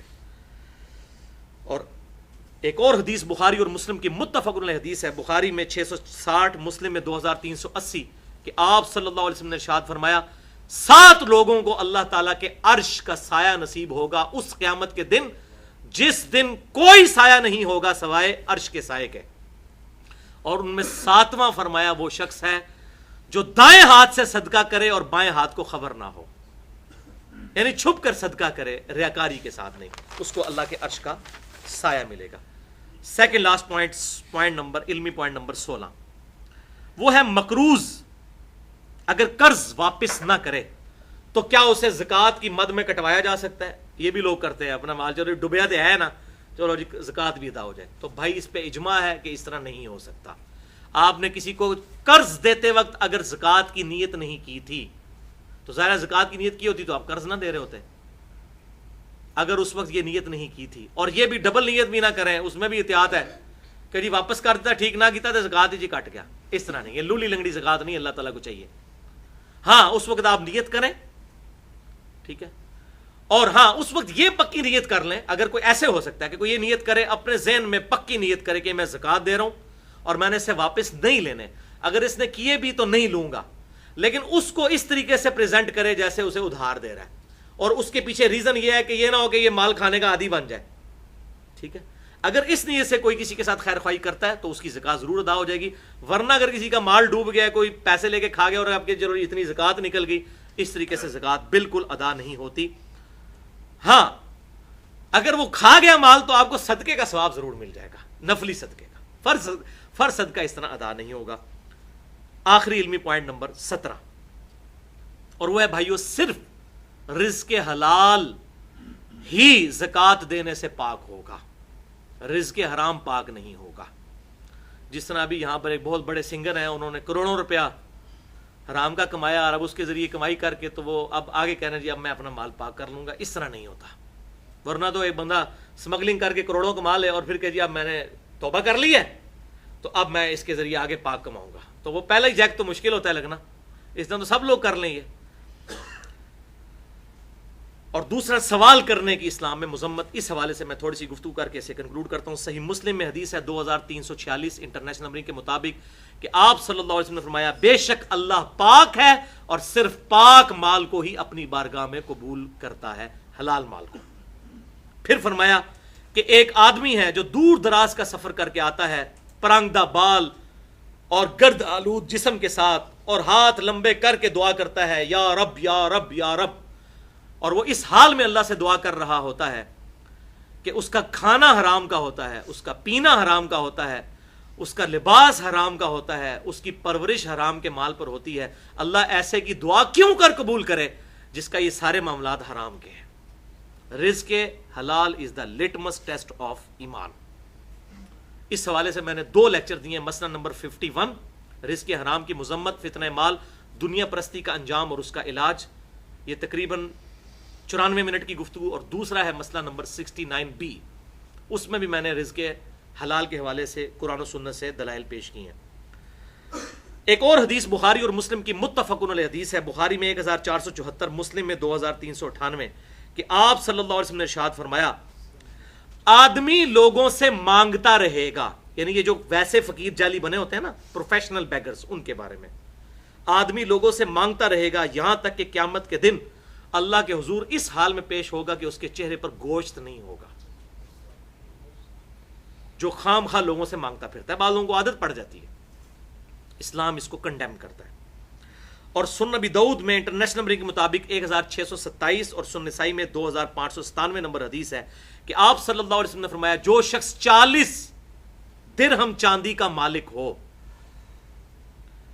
اس کے باوجود وہ سوال کرے، تو وہ قرآن میں جو آیا نا کہ چمٹ کے سوال کرنے والے جو لوگ ہیں جن کو کنڈیم کیا گیا، وہ ان میں شامل ہے۔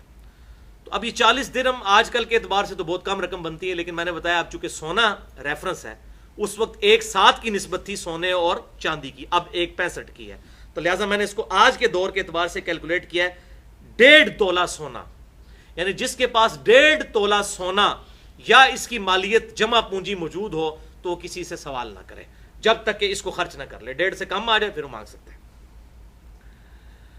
صحیح مسلم میں ایک اور حدیث ہے 2399 کہ آپ صلی اللہ علیہ وسلم نے ارشاد فرمایا جو شخص مال بڑھانے کی خاطر لوگوں سے مانگتا پھرتا ہے تو وہ لوگوں سے آگ مانگ رہا ہے، اب اس کی مرضی ہے قیامت کے دن کے لیے جتنی آگ جمع کرنا چاہتا ہے، انگارے جمع کرنا چاہتا ہے، کر لے۔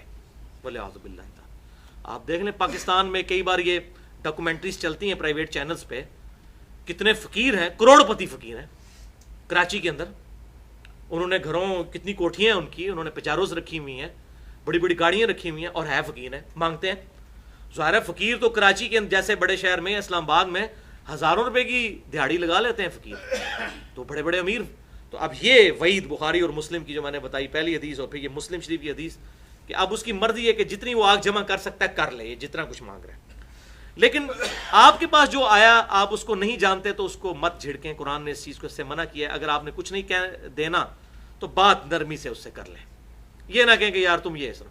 ہاں جس کا آپ کو پتا ہے اسے پیار محبت سے سمجھائیں، اور یہی اسلام کی تعلیمات ہیں، اور یہی وہ آخری حدیث ہے جو میں نے اسلام کی فلسفی آپ کو بتانی تھی۔ یہ بہت امپورٹنٹ حدیث ہے، اسے زبانی یاد رکھیں اور لوگوں کو بتائیں۔ ویسے ہم نے یہ اپنے بچپن میں اسکول میں بھی یہ حدیث پڑھی ہوئی ہے، لیکن یہ حدیث کا میں ریفرنس آپ کو دے دیتا ہوں، یہ آخر کے لیے میں نے رکھی تھی۔ سنن ابی داؤد میں 1641 اور سنن ابن ماجہ میں انٹرنیشنل نمبر کے مطابق 2198 اور مشکات میں بھی 1851 نمبر حدیث ہے کہ آپ صلی اللہ علیہ وسلم کے پاس ایک غریب انصاری آیا۔ یہ ون آف دا فیوریٹ حدیث ہے میری الحمدللہ۔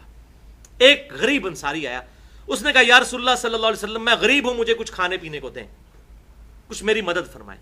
آپ نے فرمایا تیرے گھر میں کچھ ہے؟ اس نے کہا یا رسول اللہ صلی اللہ علیہ وسلم میرے پاس کچھ بھی نہیں ہے سوائے ایک ٹاٹ کے جو میں نیچے بچھا کے سوتا ہوں اور ایک پیالے کے۔ اب دیکھ لیں اس طرح کے غریب آپ کو آج کل ملیں گے؟ یہ غربت تھی صحابہ کرام علیہم رضوان کی۔ ایک پیالہ ہے اور ایک ٹاٹ ہے۔ آپ صلی اللہ علیہ وسلم نے اس کی مدد نہیں کی، آپ نے فرمایا وہ لے آؤ۔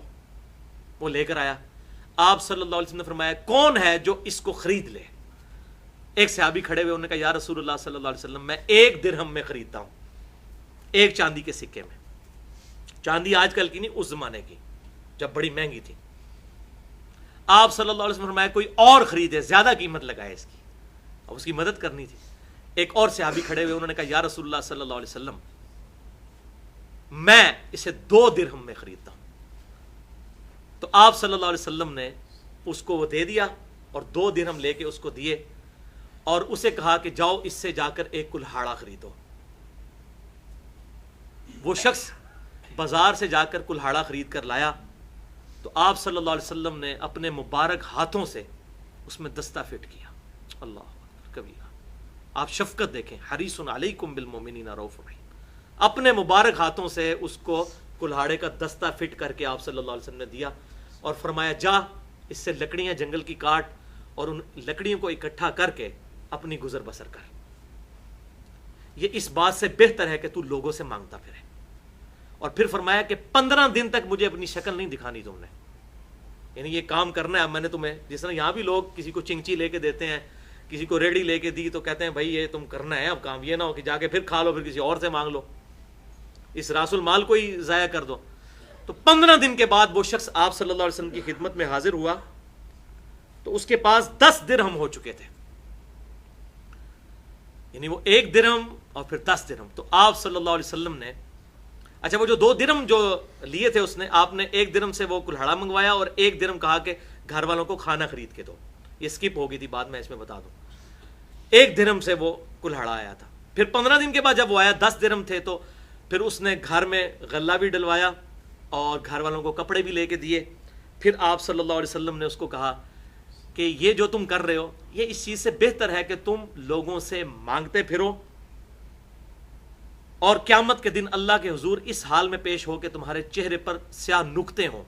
یعنی اللہ کے حضور, پچھلی دفعہ تو احادیث آئی تھی نا اس حوالے سے, اللہ کے حضور پیش ہو, اور یہ ہم نے مسلم کی بھی حدیث سنی کہ بخاری اور مسلم کی متفق علیہ حدیث کے چہرے پر گوشت نہیں ہوگا, اور مسلم کی حدیث سنی کہ جتنے آگ کے انگارے ہیں یہ جمع کر رہے ہو جو مال لوگوں سے اس طریقے سے مانگ رہے ہو.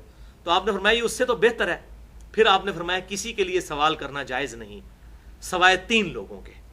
نمبر 1, انتہائی غریب شخص, حالانکہ وہ بھی انتہائی غریب تھا, لیکن آپ صلی اللہ علیہ وسلم نے ہمیں یہ ترغیب دلائی کوئی غریب آئے تو اس کو آپ سیٹ کریں, بجائے لوگوں کو 1000 روپیہ دینے کے آپ کسی ایک بندے کو اتنی زکوٰۃ دیں کہ اس کا کوئی گزر بسر کے اعتبار سے کوئی وہ ریڑھی لگا لے یا وہ کوئی اور چھوٹا موٹا اپنا کاروبار شروع کر لے تاکہ اس کا معاملہ آگے چل سکے. تو آپ نے فرمایا صلی اللہ علیہ وسلم انتہائی غریب شخص. نمبر 2, جو تاوان مقروض ہو, قرض کے نیچے دبا ہوا ہو, اب اس کا قرض چھڑوانے کے لیے بھی وہ سوال کر سکتا ہے کہ میرے پاس کچھ نہیں ہے, میرا قرض سے مجھے نجات دلائی جائے. اور تیسرا فرمایا جو دیت کے بوجھ تلے دبا ہو. دیت یہ ہوتی ہے کسی سے قتل غلطی سے ہو گیا یا جان بوجھ کے ہوا, دونوں صورتوں میں دیت دینی ہوتی ہے. قصاص اسی صورت میں ہوتا ہے جب آپ جان بوجھ کے قتل کریں. تو اگر رشتہ دار معاف کر دیں اس کیس میں بھی دیت لے کے یا ویسے تو وہ معاف کر سکتے ہیں. بال قتل خطا جو ہے ایکسیڈنٹ ہے, اس میں قتل کے بدلے قتل نہیں ہوتا بلکہ دیت دینی ہوتی ہے. اور وہ ابو داؤد میں صحیح حدیث موجود ہے کہ 100 اونٹ 1 کروڑ روپیہ بنتا ہے دیت. یہ گورنمنٹ جو ہے وہ اعلان کر دیتی 5 لاکھ روپیہ مرنے والے کے لیے, زخمیوں کے لیے 1 لاکھ روپیہ, تو وہ دیت اگر دی جائے تو وہ کروڑوں میں بنتی ہے. البتہ کوئی معاف کرنا چاہے یا کہ ٹھیک ہے مجھے 1 کروڑ نہ دو 1 لاکھ ہی دے دو, تو وہ رشتہ دار معاف کر سکتے ہیں, تو اس پہ بھی زکوٰۃ لگ سکتی ہے. تو یہ بھائیو الحمدللہ اس حوالے سے ہماری گفتگو کمپلیٹ ہوئی. اللہ تعالیٰ سے دعا ہے جو حق بات میں نے کہی اللہ تعالیٰ ہمارے دلوں میں راسخ فرمائے. اگر جذبات میں میرے منہ سے کوئی غلط بات نکل گئی تو اللہ تعالیٰ ہمارے دلوں سے محو کر دے. ہمیں کتاب و سنت کی تعلیمات پر عمل کر کے دوسرے بھائیوں تک پہنچانے کی توفیق عطا فرمائے. سبحانک اللہم و بحمدک اشہد ان لا الہ الا انت استغفرک و اتوب الیک وما علینا الا البلاغ المبین.